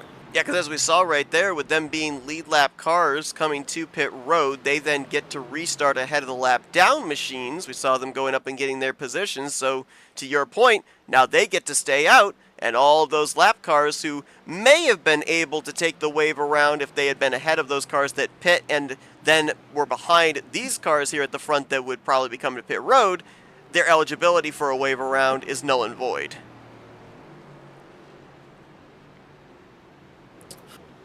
What's happening right now is a gentleman's decision. All the guys are actually talking about it to make sure that all those guys can get their lap back. All of the lead lap cars are coming to pit lane just to roll through so that a gentleman's decision's just been made in the service. That's very good sportsmanship. Absolutely. That is exactly what's happening. You see DJ Daniels, Noah Jackson. Now, these drivers, with, to your point, doing just the roll through down pit road, they will still keep the track position if they don't end up coming to pit road, taking service, anything like that. They'll still cycle to the lead because they're not spending the time on pit road, but it does give the eligibility to those drivers that were a lap down to be ahead of the leaders at the 1 to green to get the wave around. Now, Rylan Catalano, he was actually the lucky dog recipient, but you've got drivers like Trey Whitehead, Patrick McQuaid, Peyton Holland, Jeffrey Kleinsma, Matt Mettler. This gives them new life, the opportunity now to be able to get back in the lead lap. Several drivers who are 2 laps down can get to 1 lap down, 3 lap down drivers to 2 laps down as it continues on down the running order. So that's actually a pretty cool thing. I really want to stand up and say that is everyone's just said it. Dalton McKenney was like, "Man, we're stuck a lap down." Trey Whitehead just said the same thing. So what's happening right here is effectively a gentleman's decisions happened in the server. I've seen this happen. Is that I've seen this happen in real life. Normally they call it a force majeure, whereby everyone in the server, all the drivers in the race basically go, "This is the wrong decision, so we all want to rectify this," and that then overwrites the rule set. What's happened is that all the drivers in the server have decided to make that decision to pull down pit round to make sure that the right decision is made for the benefit of the race and everyone who is setting up their strategy calls. So this is the right decision. It's made by everyone that was in the league to basically improve the quality of the race. You said you've seen it before. I've never seen it before, and it's pretty cool to actually see. It's the right absolutely. Call. So Chris Roberge, he elected to roll down pit road. I believe most of the other drivers, either they came down and took tires, or those that didn't necessarily have to stop. They stopped to just top off the fuel tank. So DJ Daniels will start effectively on the outside of the front row with Holden, Jackson, Gonzalez, the top 5. This puts 18 drivers on the lead lap now. 3 drivers are now only 1 lap down, so they'll be fighting for potential future lucky dog positions. I mean, if we end up having a couple more cautions here, we could have as many as 20, 21 drivers on the lead lap when we were looking about 15 laps ago at only 10 drivers on the lead lap. So the landscape definitely changes with that whole gentleman's agreement. And Chris Roberge will now officially get stage number 3 underway. So Scott Rankin, winner of stage 1, officially Alan Dobbs, winner of stage 2. And now we get ready to see what kind of strategies will play out on the run to the checkers. This is going to be an interesting one. 3 sets of tires to go. And one of them is 33, 33, 34 is about the even. Actually, it's not even that. That's 100 laps. So you got to take 20 off of there somewhere. So it'll be 23, 23, 24, I think. Oh, my God, that gets us to 70. So you got to find another 10 laps. So it'll be 26, 26, 27, I think. No, that's not right either. My math's not mathing tonight, Seth. That's okay. You got 18 stage points. You don't need to math tonight. Take a break. Connection problems for the 20 of Noah Jackson. Looks like he has returned, but he is now all the way down in 14th place after he reappeared.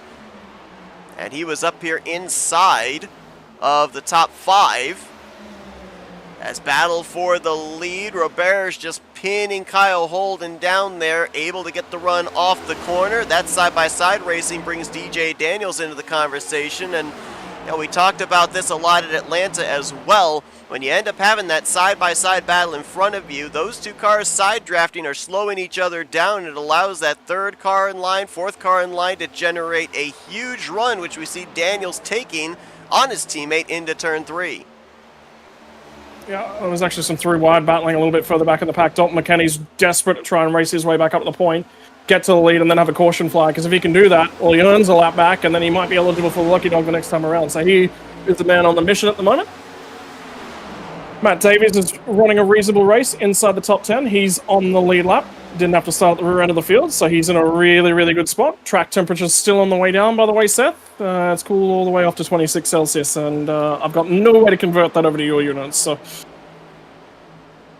Tom Bourne, who we saw get caught up in that incident with Johnny Williams on the back straightaway into turn 3. You can still see visible damage on that right front quarter panel, but he looks like he's up to speed. Not sure exactly how that's affecting the handling of the race car, but right now he is in the 12th position, and we have had an exchange for the lead. DJ Daniels on the top side, going to try and swing around the outside of the Monster Energy Chevrolet, Chris Roberge, and he will take the spot. So the Toby Keith tribute car now out in front, mentioned at the top of the night. Drivers now looking to match Kyle Holden as a repeat winner on the season. DJ Daniels, a former winner this season, taking the checkered flag back in the season opener. I'm sorry, correction, at Auto Club Speedway, I should say, 3 races into the schedule. Yeah. I mean, they've just had such a great package at the moment, the DJ racing team. And I'll tell you what, this middle and back pack of the racetrack is actually packing its way up. That lead pack's looking quite spicy as well. This is all about track position. You don't have to make the tires go 40 laps on this run, which is the big key. It's you know, somewhere in the mid-20s, and that's where the real fall-off starts to happen. So all of a sudden, you can run these tires quite a lot harder, go and earn some track position, try and time it for a really nice caution. See if you can push yourself a little bit further forwards. We talked about Dalton McKenney and his mission. He's 2 laps down, so what he's trying to do right now is race his way up past the leaders, get his lap back the hard way, get to -1, and then maybe rely on some strategy to get himself into a lucky dog position, get back on the lead lap. We documented just how good a car he's had here tonight, was out in front for a good portion of the second stage before a pit road miscue. And that brings up an interesting point here as well, Scott, because you talked about the fact that you don't have to run the car nearly as long here. You're able to kind of split this up into thirds, this final stage, but pit road execution. You're gonna have to make sure you get that thing woed down to pit road speed. Don't overshoot your pit box that Trey Whitehead had happen earlier on in this race. Mistakes late in the race are going to be very difficult to be able to resolve and make a comeback with. Where would you say the difficulty of this pit road is? Because you're coming off a pretty high bank turn 4 onto a relatively flat apron, and we saw a lot of drivers have some difficulty getting their cars woed down. I mean, we had a smoke cloud over there in turn 4 for a good majority of the green flag pit stop cycle, with drivers locking up those rear tires. There's a long flat stretch before you get into the pit road here, and it's got a kink in it. So it's actually all the braking techniques that we learned last week at the Chicago road course come into play just a little bit more. The biggest issue with getting onto pit road, what's the tire we've been wearing all night long? Right front tire. That's the tire you're going to be loading up. What you can do to sort of benefit some of that, increase the size of your brake master cylinder. Well, Seth, I'm already in the car. It's too late. Can't change the size of that brake master cylinder. You can dial the brake bias a few clicks further back. The difficulty is you go too far back, you're going to lock the rears, you'll spin that thing down as well. And maybe academic. What a save! No, into the wall goes Ryan Catalano. Contact with Sean Lauder. He had it pointed back the right direction. It overcorrected into the safer barrier. No caution going to wave, but a heavy hit for the 92. Yeah, big hit. And unfortunately for Ryan Catalano, that's going to be his night done. That car is bent beyond belief. So he's got a difficult prospect to try and get that car back to pit lane. In fact, he's going to tow it. There's the caution. There's the caution. Car came to a stop down there on the apron, and so that's going to trigger the yellow flag waving for the 6th time here tonight. We almost had an Atlanta all over again when Tom Bourne ended up having his incident off of turn 4 onto the front straightaway. Single car incident that didn't bring out a yellow. Almost had the same deal here at Kansas. But a big hit for Catalano. I thought he had it saved. He almost did. But just that slight overcorrection, and the car got its head, and there was just nothing that he could do. It looks like DJ Daniels got to wait on the pace car here. Yeah, certainly does. He rolled a very, very long way around. There might be some guys that take tires here. You know what? There's a bunch of drivers that are taking tires here. This is a tricky one. Looks like just about everybody on the lead lap coming down pit road. Catalano is going to be able to drive his race car back to his pit stall, but noticing the right front tire, it is not firmly on its axle, it is wobbling. Here is a look at what happened. This was a battle for, I believe, the 5th position at the time.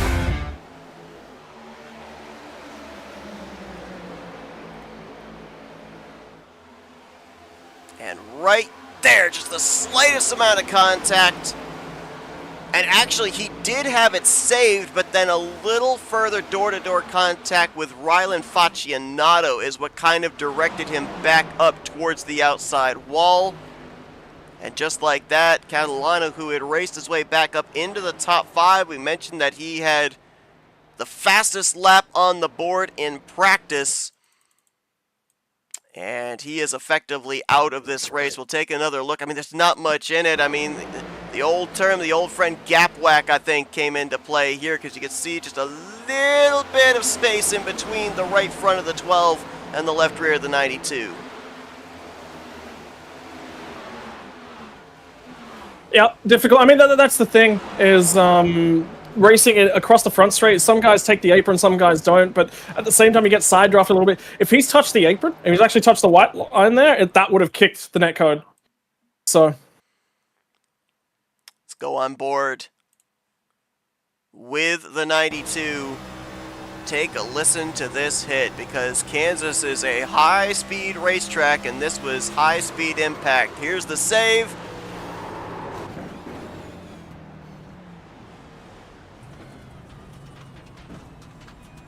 That is such a tough break there for the driver, the 92, Ryan Catalano.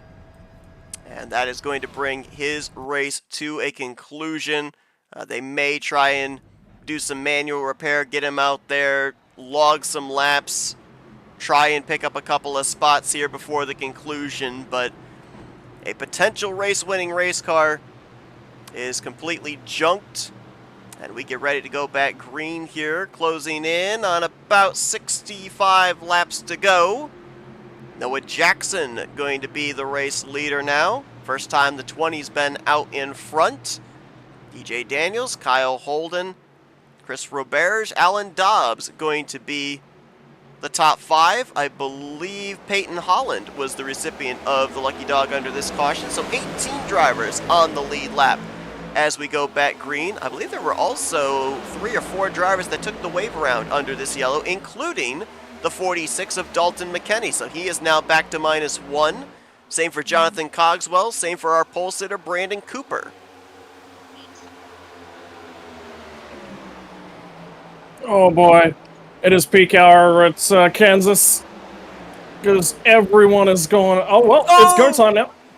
Got a couple of leaders in the wall there, DJ Daniels and Noah Jackson. Kyle Holden will bypass them all. 4 wide on the front straightaway, right down to the apron, which is considered inbounds. Dobbs will now battle with DJ Daniels side by side for second. We've not had to wait long in this season to kind of see one of our budding rivalries, the 35 and the 96. They haven't played nice with each other here the first few races. Had some contact back at Richmond. And how about the 23 of Trey Whitehead? One of those drivers that end up getting back on the lead lap with the whole gentleman's agreement of the leaders coming down pit road, and he is now up here inside of the top 5. This has been a Trey Whitehead staple. Start, mid-pack to rear of the field. Be up here inside the top 5 at the end. He's won the Hard Charger Award 2 races this season already. Yeah, I mean, great job by him, but he's started out the rear of the field, you know, basically a couple times. So I don't know whether or not he's missing qualifying, and that's maybe the final element of his race together. But the big thing from him is that he's actually able to put the race together after that, and that is so crucial. How about another car that showed speed in the early going of this race, now making his way up into the top 10? That 88 of Chris Otto, one of the Adrenaline Rush Coffee family of drivers representatives. He was on the outside of the front row when we came to green to start this thing and got back on the lead lap. He's now up here trying to get himself a top 10 finish. Patrick McQuaid there in the 77. He was one of the drivers I said to maybe keep an eye on based off of how he ran at the other mile-and-a-half oval at Las Vegas, bringing it home inside of the top 10 in a 6th place finishing position. He's right now in 7th in that 77. And Tyler Rice has made his way back up here as well. Noah Jackson just dived to pit lane, so I wonder whether or not he's out of fuel. Not sure. Whether or not his race car was bent. He was on the lead lap. He drove a phenomenal race again. The driver that driven his way back to the point. Yeah, that'll be damage then. It's hard to tell. Might be some damage on that right front. As he pulls into his pit stall, we'll follow up on that. He's going to go at least a lap down here as the leaders thunder across the start finish line. Kyle Holden with a bumper completely filled with the 35 of Alan Dobbs. DJ Daniels looking on in 3rd. Sean Lauder in 4th. And Tom Bourne continuing to soldier on there in the 16. Despite the heavy contact he sustained in that wreck. Holding down the top 5 strong. Yeah, looks like he's gotten the repairs that he needed to that race car. He's back out there and making time. It was a heavy hit too, so you know, it just might have been in the right areas of the race car that it hasn't affected the thing too bad. He's been able to get the thing back to normal, but, you know, can't really tell unless you chat to a driver at the back end sort of what they were fighting, what they were trying to deal with, so. Now this is back mid-pack. This is around where the 12th, 13th drivers are running, but this is a fun battle that's been going on the last 5 laps or so. This is for the free pass. Mark Gilbert in the 17, pole sitter Brandon Cooper in the 54. They've been back and forth and back and forth and back and forth at each other here, knowing that the first car 1 lap down, if we get a yellow, is going to get the lucky dog. And both these drivers trying to fight their way back into contention on the lead lap. Looks like for the time being, Mark Gilbert's going to open up some distance on Brandon Cooper, but they were having a fun little back and forth there for a few laps. Now as Gilbert approaches some traffic here, namely Zach Davies in the third, or make that Matt Davies rather in the 32, Mark Gonzalez in the 8, that might bring Brandon Cooper back up here again.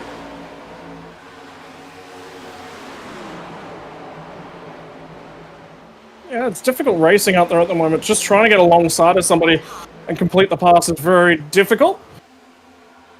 Got to time your run, look after the tires at the same time. Track position is quite critical at this phase of the race as well, so you kind of don't want to give it up if you don't have to. Oh, big moment for Brandon Cooper. He just touched the apron down in 4. He's managed to save that car just. Metler just about ran him over. So Cooper with his hands full. That will hurt him in his trying to close up for the potential free pass on Mark Gilbert. Had a side-by-side for the lead momentarily. Now it looks like we're going to have one again as DJ Daniels drives it into the inside of Alan Dobbs. You mentioned when we went back green at the start of stage 3 how drivers are going to have to kind of split things up and they were going to have to look for 10 laps. That last caution that came out, did that get us to that 10-lap window that now it's one stop to the finish? 100%. So with the old window, it was about 80 laps plus a few under caution, so it was a little bit tight on the fuel. We could actually one stop it. Now it's definitely one stop from here, and that's the reason everyone dived to the pit lane for the second to last set of tires, but more crucially the fuel. So that's what everyone was looking for. So talk about fuel being crucial. Is there any advantage? I didn't really get much of an opportunity to observe when we had those couple of cycle green flag pit stops because a lot of drivers, they were for the most part, taking fuel only.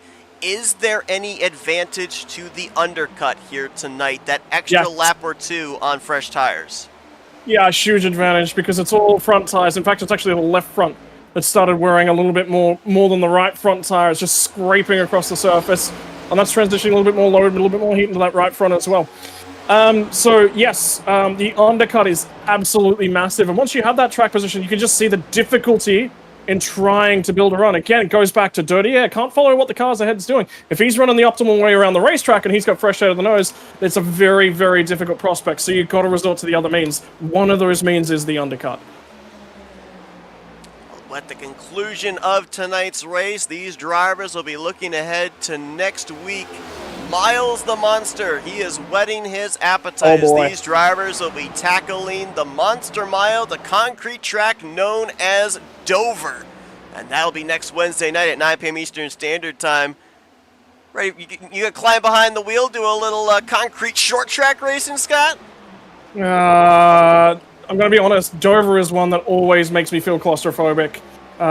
It's very, very difficult to drive the race car around there and get the overtake done. So that's one that you just sort of got to manage the race a little bit. And it's a tricky race. There's a lot of different elements to it. The bumps coming out of the banking is a big, big key in how you manage those. But long run, I've actually driven race cars there where you drive the right rear tire off the thing, but most of the time it's going to be down to your right front. And the biggest thing is when the car bottoms out, and that does bottom out at that racetrack, it's an aggressive bottom out as well. Dover's always been one of my favorite racetracks, but it's equally been one of the more frustrating racetracks because kind of like a Richmond, you can make up time, but you've got to be willing to make up time by the thousands or the hundreds. You're never going to make up time on the car you're battling by a tenth, and that can be frustrating to have to set up a pass 20-25 laps before you finally are actually able to get around that race car. And that's something drivers are going to have to think about next week. Of course, we'll have the stages as well, so that'll be interesting to see just how aggressive these drivers will be out of the gate to try to get those valuable stage points. It all culminates next week as we continue on this 2025 season in the Grind Cup Series. Stage points are going to be huge, particularly those bonus points. So again, there'll be somebody who will save the fuel and go very, very long. And my first thought running into a track like that is save the gas. Make it without making the stop. Cautions are generally quite aplenty. And one of the difficult things when you head to a track like Dover, you'll lose yourself some track position because you're saving. The cautions come. You never get the full benefit of that saving unless you can save the tires as well. I don't know. You're gonna say the magic phrase track position next week as well, because I feel like that's another track that falls into that category. Track position at Dover is so critical. So think about it. How are you going to do it? If there's an opportunity to flip a stage and you're not in stage points, bump drafting going on in the meantime, then you absolutely got to take it. It's Trey Whitehead trying to get around Tom Bourne. Chris Otto up ahead. This is for third on DJ Daniels. Top two have been able to scamper away for the time being. Dobbs with about 7-8 car lengths back to Holden. Another 6 car lengths back to this ongoing battle for third that now adds in the 16 of Tom Bourne, the 23 of Trey Whitehead. To keep this up, we may have an 8-car pack because you've also got McQuaid, Rice, Lauder, and Gonzalez. That's 7th on back through 10th starting to close in. I think Chris Roberge has just lost touch a little bit with them. My tires, all the work I did on them has now come good, but I was out of position, so yeah, it would have been a touch closer to that pack at this point in time. But the difficulty you can see is if you dive to the bottom and you don't clear yourself back up, you'll lose all the drafting support that comes with running that outside lane. So you've got a choice to make. Do you slide job someone? The car doesn't stick when it gets back to the top, so you're going to have to use people up to get these passes done at this stage of the race. But how aggressively that is and how much you want to do it is another question that you've got to ask yourself as a race car driver. And how aggressive do you want to be on pit strategy? Because, you know, I would say we get about 10 more laps into this run, window would be open to make it the rest of the way on fuel. But do you want to go 35 laps on tires, or do you want to run this thing completely full of fuel and use the less amount of possible laps to run this thing to the finish if we remain green to the checkers? I think one of the biggest things you're going to see tonight is guys are going to pack this thing full of fuel no matter what's happening. And the reason for that is if you take weight out of the rear end of the car, which is where the fuel tank's located, puts it on the nose, it can actually force the bottom end of the front end of the car will actually start to bottom out because the rear end's lifted up. So that's something you're going to be very, very careful of. So for me, I'm packing this thing full of fuel just to maintain the weight balance. I don't want a tighter car. Taking fuel out of it's going to make what I have a tighter car. Now, something interesting here, just kind of looking at the lap times now as opposed to fastest laps turned by these drivers so far tonight. Alan Dobbs, he's only running about Daniels maybe... is in.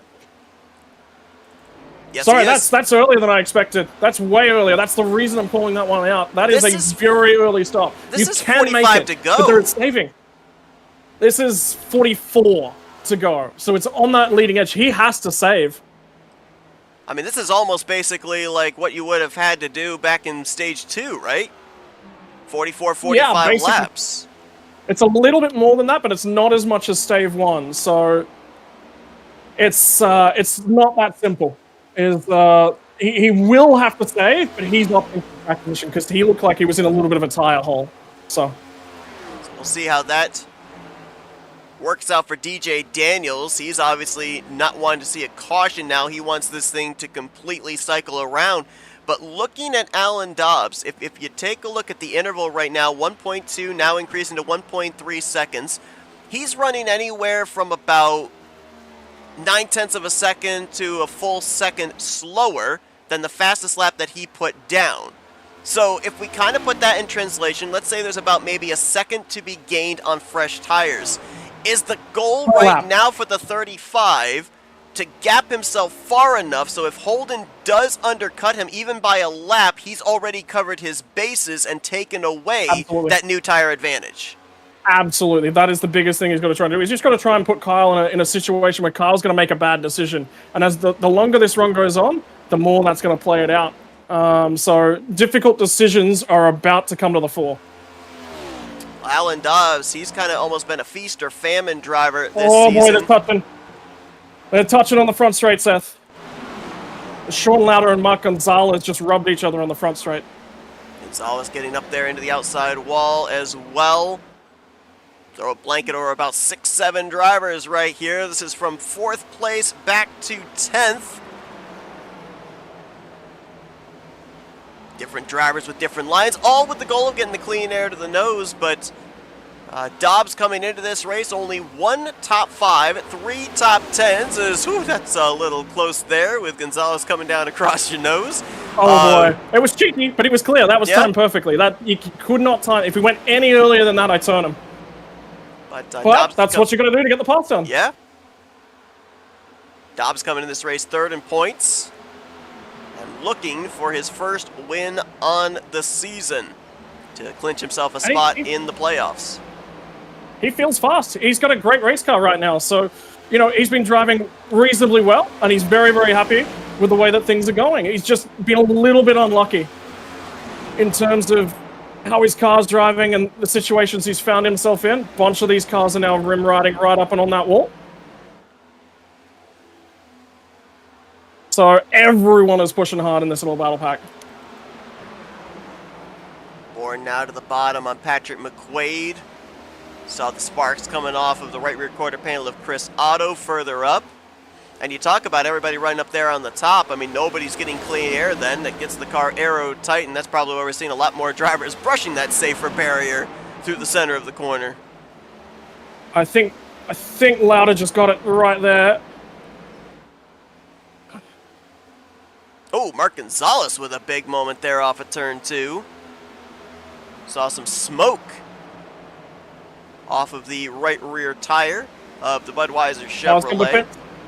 Chris Otto just pit in, so here it comes. I think the cycle started in earnest now. Otto, who started 2nd, worked his way back up into the top 5. Pitting with 37 laps to go.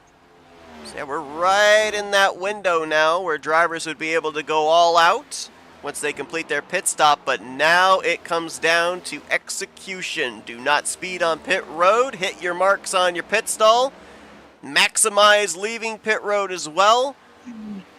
If you make a mistake now, there's going to be very little chance of you being able to get back into this thing. We've seen a lot of drivers here tonight make some early mistakes, be able to work their way back up to the front. Trey Whitehead, a perfect example of that. Missed his pit stall on the first cycle of green flag pit stops.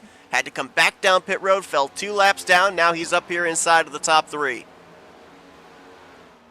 Yeah, I'm going to have to go quiet on you for a few moments, Seth, because this is coming down to the money time of the race as well. 10-4. And it is getting hard. Not a problem. We got more drivers on pit road. Peyton Holland, Tom Bourne, Mark Gonzalez, all making their final pit stops of the evening. Bourne and Gonzalez pitting from the lead lap. Peyton Holland, I believe, was on the tail end of the lead lap. He had gotten the most recent lucky dog.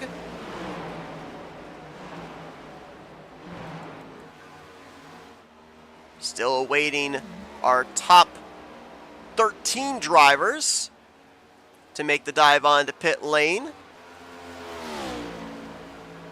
As Dobbs has opened up over 2 seconds now. Back to Kyle Holden. Dobbs started from the 4th position. Currently sits with I believe the fastest lap of the night at that 30.841. Holden looking for his 3rd win of the season and back-to-back victories after his win at the Chicago Street Course last week. Trey Whitehead mounting a comeback here, up in the podium in the 3rd position as the 19 of Peyton Holland slow there on the apron, the double mitt Toyota. Scott Rankin, stage 1 winner, currently in the 4th spot, currently under fire from the 77 of Patrick McQuaid, who currently is scored in 5th. Sean Lauder, who was a lap down early on in this race after an untimely caution in the middle of green flag pit stops. He's in the 6th position. And Tyler Wright, who struggled last week. I think there's a few more guys. I think Holden and I think Trey Whitehead just dived on the lane together there, so that was definitely planned from them. Sean Lauder as well followed them onto pit road. Tyler Rice, who had the hardship in his debut last week at the Chicago Street Course, running much better here tonight. He was in 9th when we were doing this through the field. He has cycled now up to 4th. And Rylan Faccianato, he's had an adventurous evening, got spun by Chris Otto. He's been up into the fence quite a number of times here tonight, but that car is still fast. And right now, he is in the 5th position, was 10th when we began this through the field. So that's a look at some of your front runners here, but now green flag pit stops being made by a number of our race leaders. Is the hand forced for Alan Dobbs with 2nd place coming to pit road? Looks like, at least for the moment, he doesn't have any plans of making the dive onto the pit lane. Well, that's a choice to make. We've only got a couple laps left of fuel. I got 3 on the tank at the moment, so something we're certainly managing. I'm probably going to run 2 and then pit. I won't run the last one. But the big thing, like I said, you've got to take a big drink of fuel here. You cannot afford to have a tighter race car. It'll be a lighter race car. It'll be fractionally quicker, but you'll scorch that front right. Big, long run to go to the end of the race. Like, guys that all came very, very early, they've got to save some tire. Everyone that has yet to come to the lane, they have got tires up their sleeve, and they are going to have a fresher set of tires. So this is going to be a good old-fashioned offset. There's a wide, wide window on pit row. And Alan Dobbs brings it down. You could see there was some communication between him and Matt Davies saying, I want the bottom, I'm pitting in this time. Dobbs, down to the attention of his crew. He'll have a pit stall down towards the exit of pit lane. May help him with his launch on exit. So the stage 2 winner gives away the lead to the stage 1 winner, Scott Rankin. Looks like we're now awaiting 4 drivers to make their final pit stops of the night as Rylan Faccianato, Tyler Rice came down pit road behind the 35. Here's Rankin in for his final pit stop of the evening. Turns the race lead over to the Muffler Man Chevrolet of Patrick McQuaid. He should have 1 lap of fuel. I guarantee you he'll be in this time because he's been running it quite hard early on, unless he was saving quite aggressively, at which point he might have a touch more.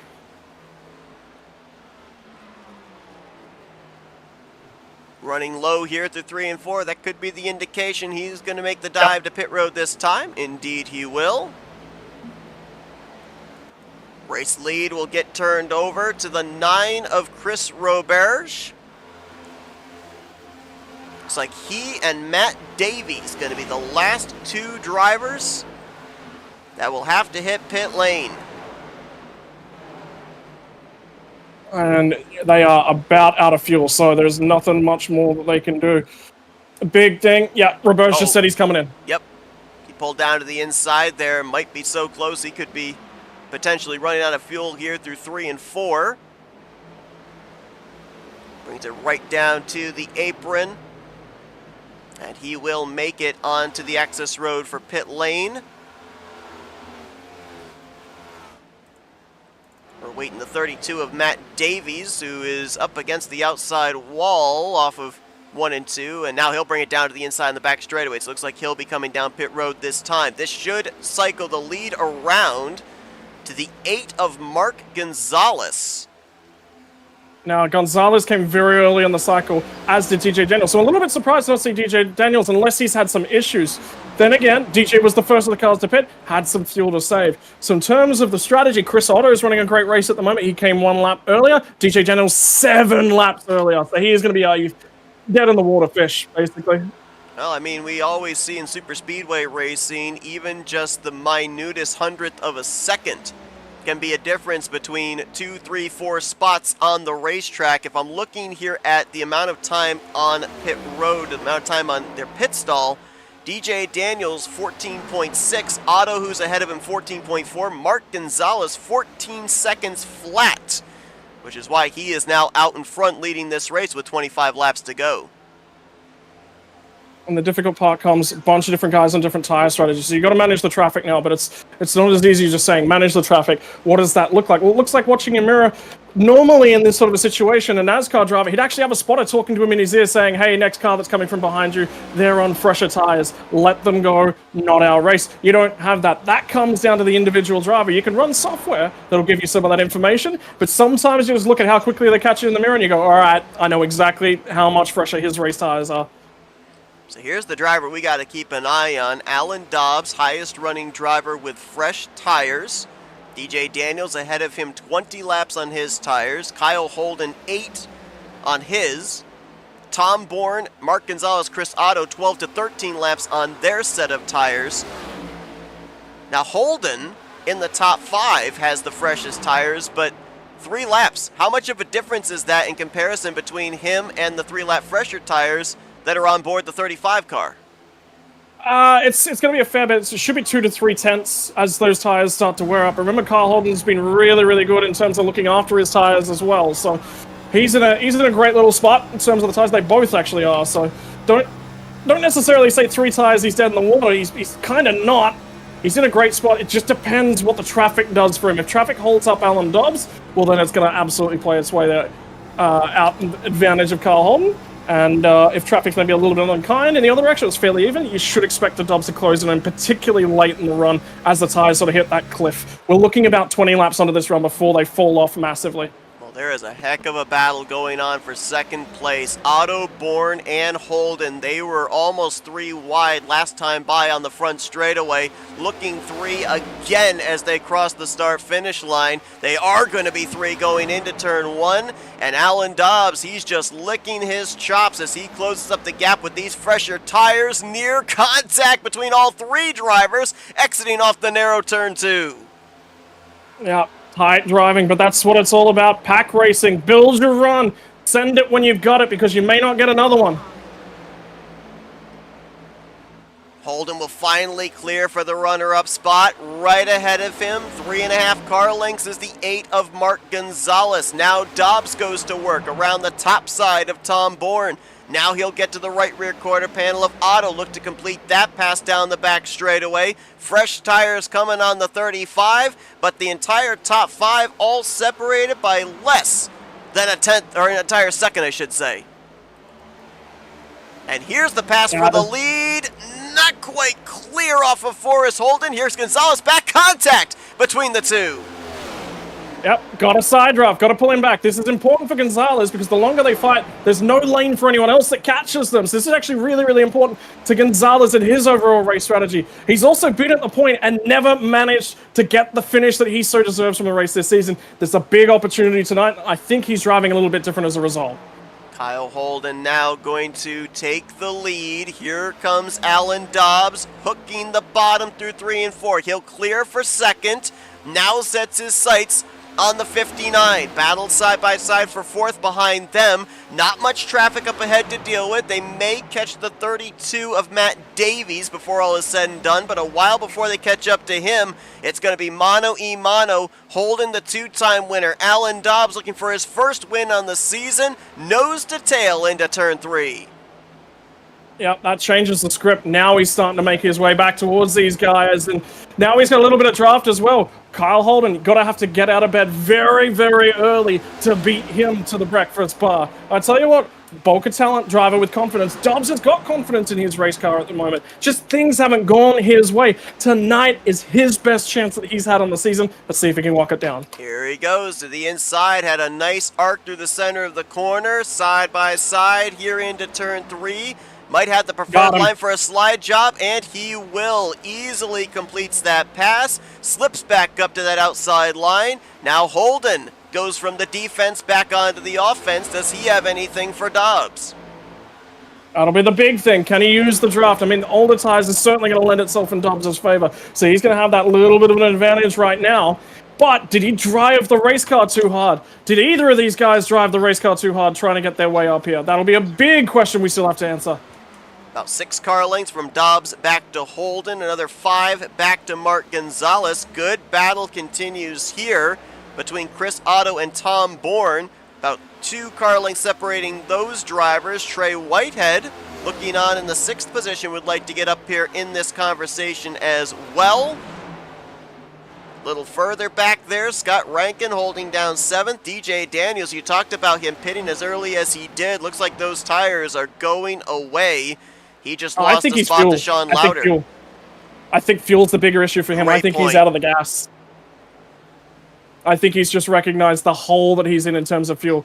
The big thing about Kansas is pack racing, right? Normally, you can lift out a lot earlier on in the run because the packs are up. Look at these guys going toe-to-toe. McQuaid's got fresh rubber on here, so he'll be going forward. About 2 laps fresher tires. Then Tyler Rice. This is for the 10th position.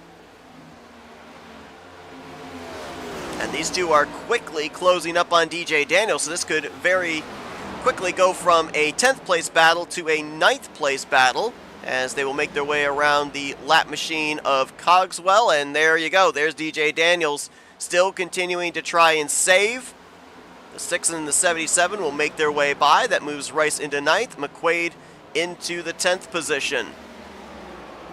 I mean, the big thing for DJ is he went too early. He just went way too early. So, you know, he's paying the price for that. He only needed to go probably 2 laps longer than he did, and it'd actually be probably 5 or 10 seconds down the road from where he is. That's how much fuel he's had to save over the course of this run. The only thing I could possibly think of that maybe he was considering was maybe a caution comes out, and he's able to move up to the front of the field when everybody else comes to pit road. But that's the only thing I can think of with him pitting as early as he did. Yeah, the other thing is maybe he thought it was a 2-stopper. He did his sums wrong, and he just committed. But why would you run that long if you thought it was a 2-stopper? So the only thing that, on that strategy would be the fact that he's trying to think about not going a lap down with a caution, and he thought everybody else was on the same strategy. Although I have a feeling there was one point whereby he pit a lot earlier than everyone else. Remember the end of the stage cautions? He pit quite a long way ahead of everyone else on the stage. So that could be why he had to come so early. He may not have had the option. It's a great point. Now, I believe we had a couple of drivers that came to pit road even a couple laps sooner than DJ Daniels did. That was Chris Hubka and Jeffrey Vickery, and they have just hit pit road as they were short to be able to make it to the conclusion. They are both now finding themselves 3 laps down outside of the top 20. So, yeah, to your point, if DJ Daniels is maybe short of making it, there was no way that those drivers are going to be able to make it. They were probably doing something a little unorthodox, hoping that a timely caution could maybe help their strategy out, but that will obviously not be the case, as with 10 laps to go, Alan Dobbs is setting a blistering pace. I think when we checked in on his fastest lap before, he had run in the 30.84 range. He almost ran a 30.8 flat on his fresh tires, and he holds nearly 2.3 seconds back to Kyle Holden in second place, and he's been very good of running right up there on the top, just above that upper seam, just below the safer barrier. That's where he was running the latter half of the run before the pit stop cycle. He's gone back up there, and the lap times have been fast and consistent. Yeah, that's the big thing at this stage of the race. Not just got to be fast, you got to be consistent. I can see, we're just keeping an eye on tyres. The tyres for everyone inside that top 5 are starting to fall off, whereby I'm starting to reel 7/10, half a second out of a bunch of different cars. So there is every opportunity that I think a podium's gone, but P4 is still on the cards back here as well. We go back again, using that template of the Las Vegas race. Alan Dobbs finished that event in the 3rd position. He led a race high 44 laps. That speed is translated over here to Kansas. He picked up a valuable playoff point, winning stage number 2. As he crosses the line, he is 7 laps away from potentially picking up his first win of the season. Contact there between himself and Vickery. Vickery does have fresher tires, and I think he was going to go around the outside of the 35. Little miscommunication could have had catastrophic results, as now Vickery will pass to the inside. Yeah, he didn't read that one well, did Alan? So he just apologized on Sims. That was not intentional. He just misread the situation, so, and said so. Alan Dobbs looking to lock himself into the playoffs with a victory here tonight. Kyle Holden going to have another solid outing as he holds down the 2nd position. Mark Gonzalez, another good run for him at a 1.5 mile racetrack as he currently holds the final spot on the podium. But to your point there, Scott, there's still 4th place to be decided. Trey Whitehead has it, but he's only 0.6 of a second ahead of Otto. There's Tom Bourne as well, knocking down the wall off of turn 4, only about 1.2 seconds behind the 23. If anybody puts a wheel wrong here, somebody could snipe a top 5. Yep. And mistakes are going to come as these tires wear out as well, so... Shame, I actually just figured out how to run the racetrack in probably the last last 20 laps or so, which is a shame. Because we've had a strong hot rod here tonight. That's the race sometimes as well. I think the racetrack's, the groove in it's moved around a little bit. My thoughts around the racetrack were to run the bottom, try and conserve those tires. That's not happened. It was definitely up a lot more towards the wall. You get that sometimes. You just predict where you want to run, what you want to try and do. But the biggest thing was definitely the air. And we certainly saw that tonight from Kansas. The races here are always interesting. Hot racetracks provide a really, really interesting race because the car drives off the right rear. Cold racetracks drive off the right front. Speeds are much higher. So, you know, there's a lot to learn and a lot to take away from for a bunch of different guys out here. You feel for Tom Bourne. If that race car didn't have some damage in the middle of the race, he would have been in a great spot to pick up a bank of stage points. Absolutely, and you know, we look at the Las Vegas race, we look at Atlanta, we look at here tonight at Kansas. I mentioned about the fact it just seems like a combination made in heaven, the next-gen car at 1.5 mile racetracks, and you know, we got a while before we're going to get to another conventional 1.5 mile, but we're not going to be there until the middle of June when we get to Kentucky. We've got Charlotte that'll be coming up. We've got Chicagoland during the playoffs. Oh, Homestead, Miami going to be deciding the championship. I mean, there is some really good 1.5 mile ovals yet to be run, and if they're anything like what we've seen so far here with the 1.5 mile program and the 3 racetracks we've run so far, especially that Homestead race with the title on the line, oh my goodness, that may end up being in the category for race of the year with the multi-groove racing we're going to see there in southern Florida. Yeah, I mean, Homestead, Miami is a brilliant racetrack. I really love the way that plays out. We're going to grab white flag here for Alan Dobbs. He's going to have one more lap left to run. White flag in the air, presented by the Muffler Man over the hood of that 35 Chevrolet.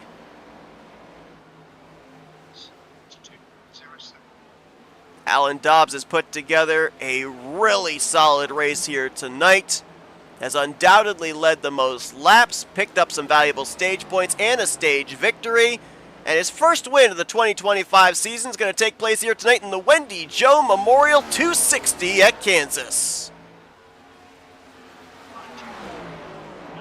Holden will cross the line in second. Mark Gonzalez will complete the podium as he will net third place here tonight. Good job by string Mark. of I'm really, really happy to see that podium for him too. He thoroughly deserves that. the string of Toyota finishes are finally snapped, and Chevrolet picks up their second victory this season at a 1.5 mile oval. Jeremy Richmond ended up winning the Las Vegas event near the beginning of the season.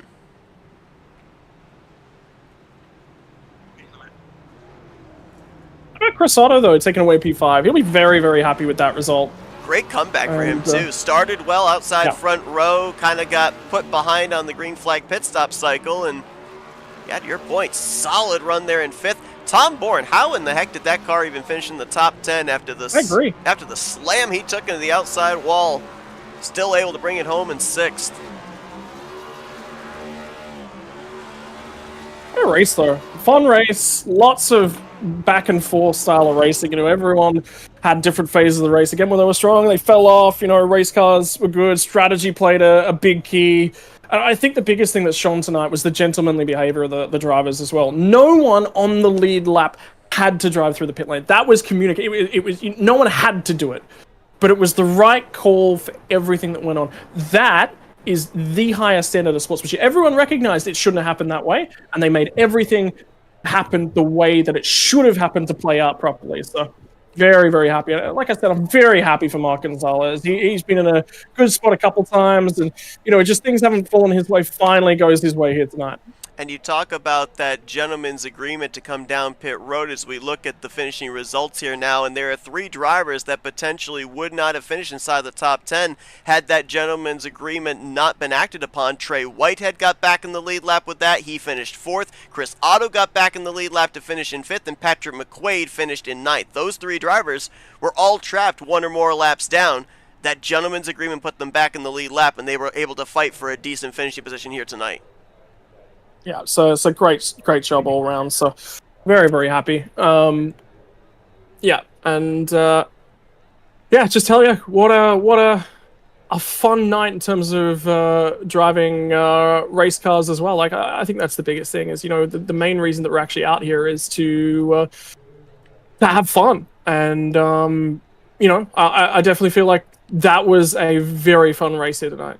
How about the fact, too, we were talking about when we went through the Adrenaline Rush Coffee family of drivers, they all necessarily weren't having the best of nights. Otto brings it home with a top 5, Alan Dobbs with the win, and Jeffrey Kleinsma, he brought it back to finish in the 11th position. So all 3 of the representatives for that family of drivers with great comeback runs here tonight in the final finishing results. Rylan Faccianato there in 12th.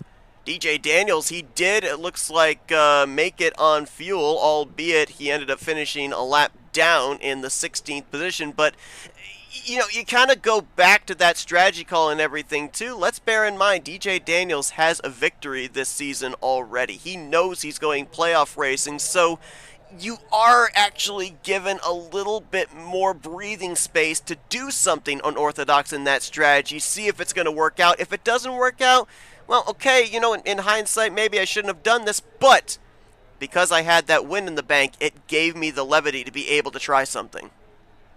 Yeah, for sure. I mean, I think you'll look at the math and go, maybe I missed a sum here and something's wrong. But you're 100% right. You'd rather miss it now when it doesn't matter so much than go a lot deeper into the championship and miss it when it does actually count. Big thing. Qualifying for the playoffs when you're in.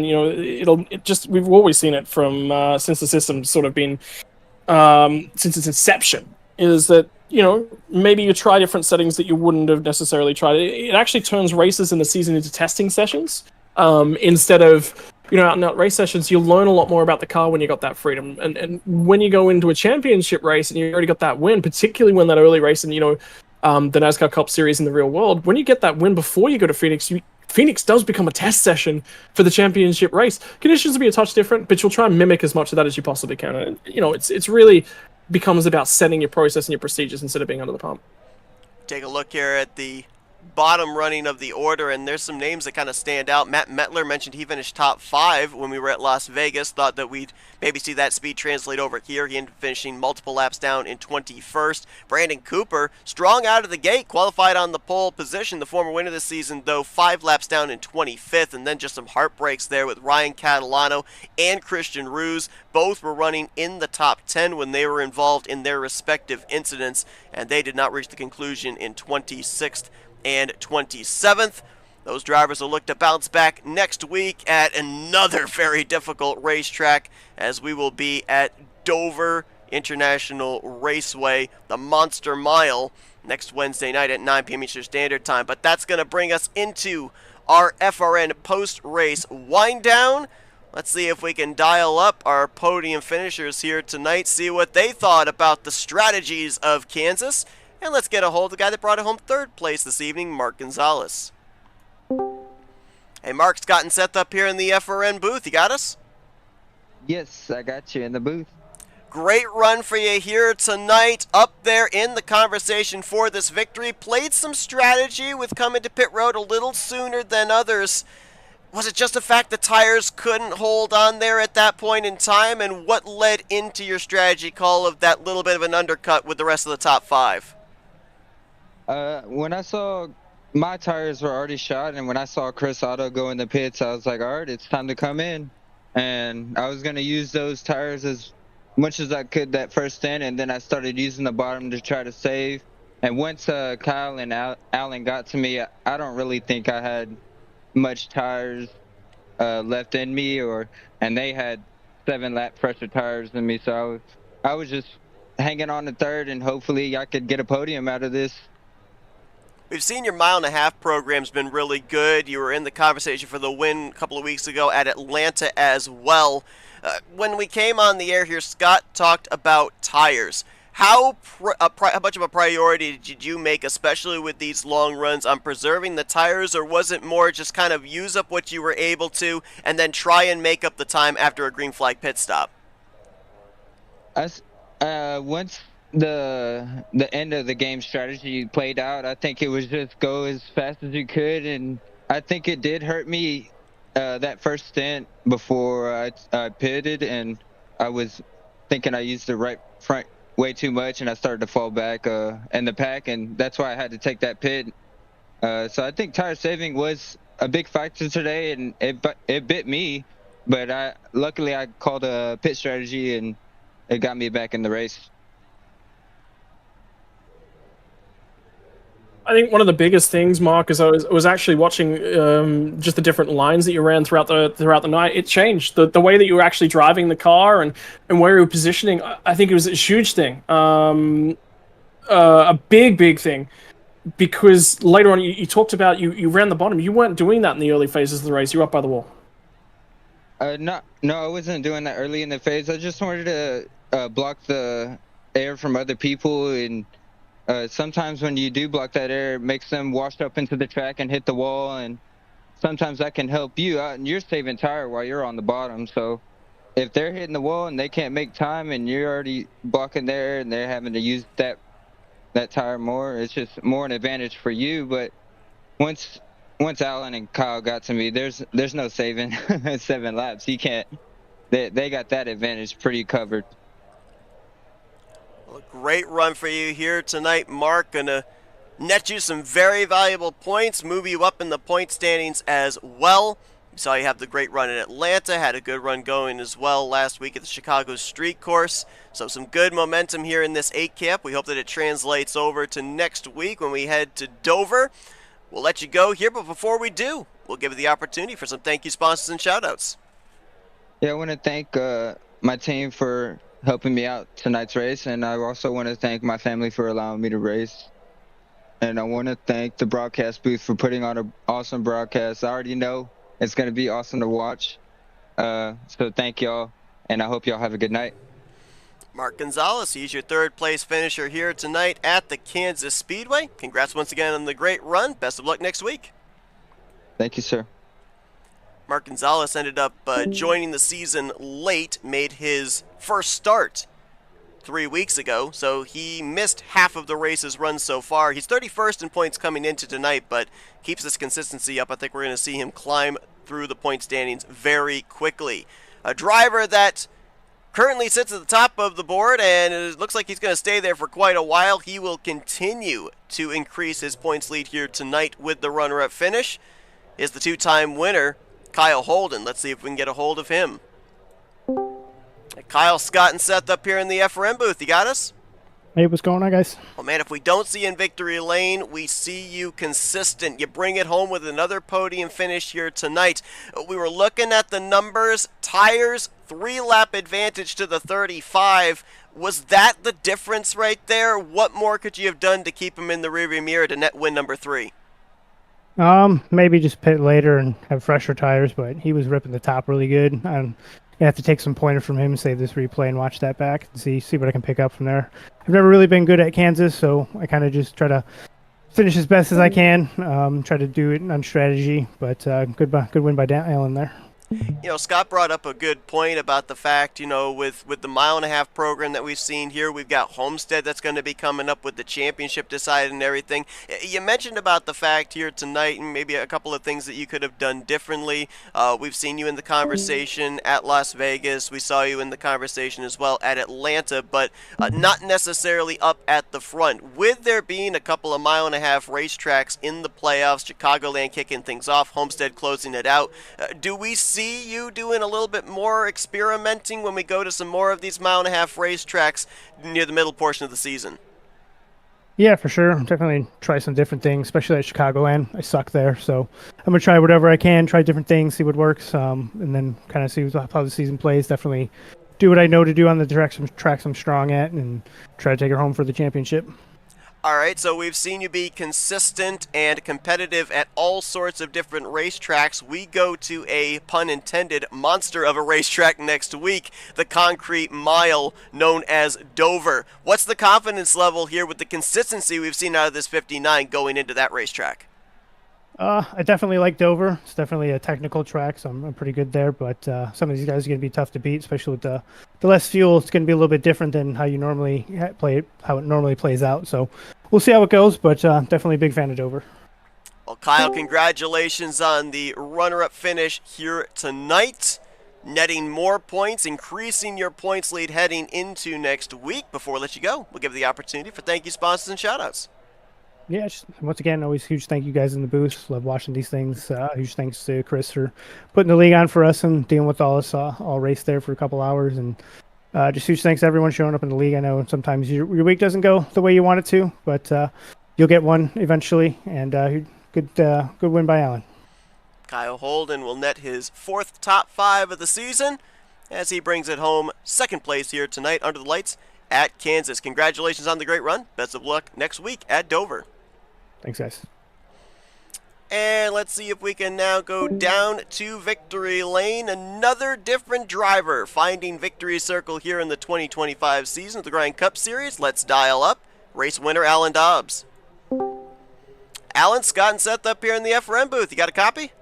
Yeah, I got you guys. Oh man, it kind of seems like this has been a long time coming. We've seen you up there in the conversation for the win week after week after week. You finally close it out here tonight, but man, powerful race car there in the second half of this event. You picked up that stage victory, lights out in stage 3. Didn't matter if it was new tires, old tires. You found a groove, you stuck to it, consistent lap times. We mentioned about the fact you led a race high 44 laps back at Las Vegas. How much of that mile-and-a-half speed translated to tonight?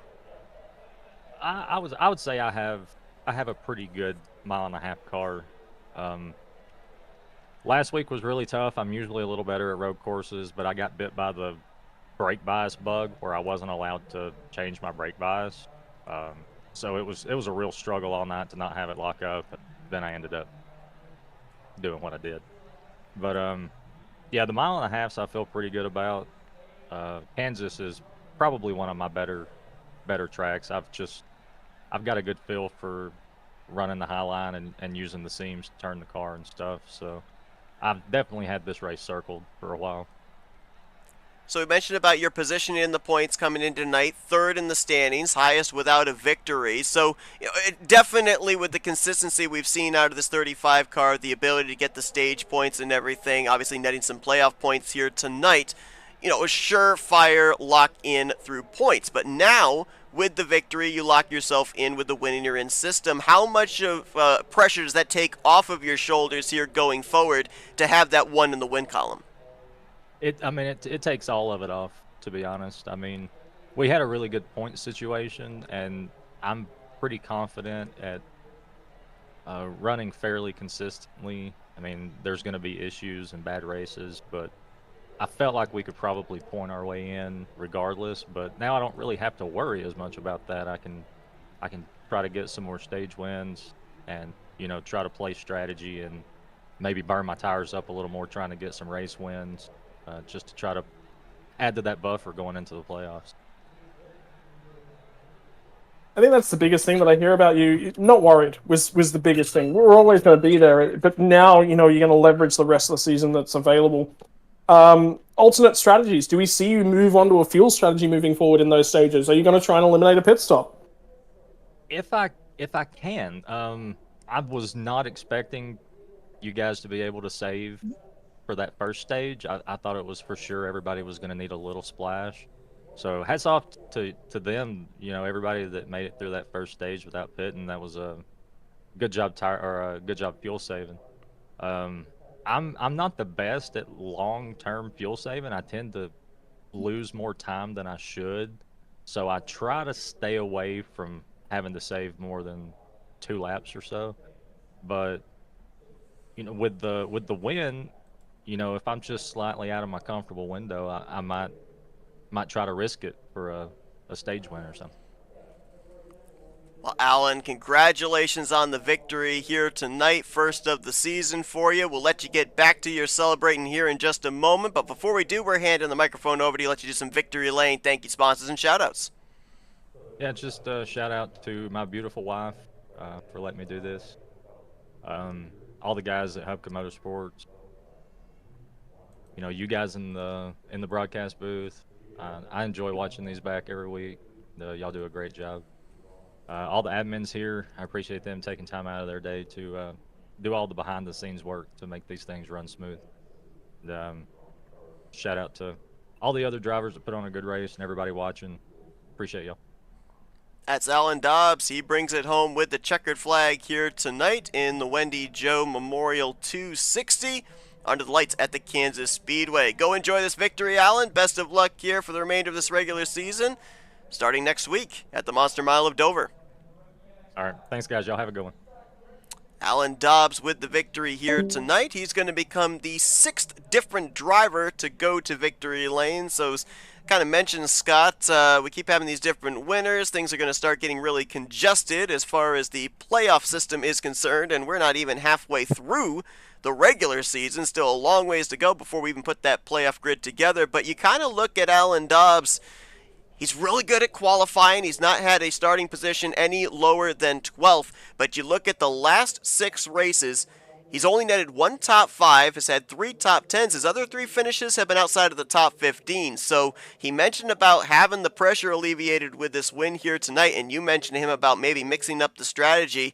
It's going to be interesting to see. We've already seen DJ Daniels, Kyle Holden, some other former winners kind of adjust their strategy, look more towards gaining the playoff points with stage victories and such, more so than checkered flags, it kind of seems like, with their strategy, whether it's green flag pit stops or positioning themselves for the end of a stage caution. Be interesting to see if the 35 also falls into that category.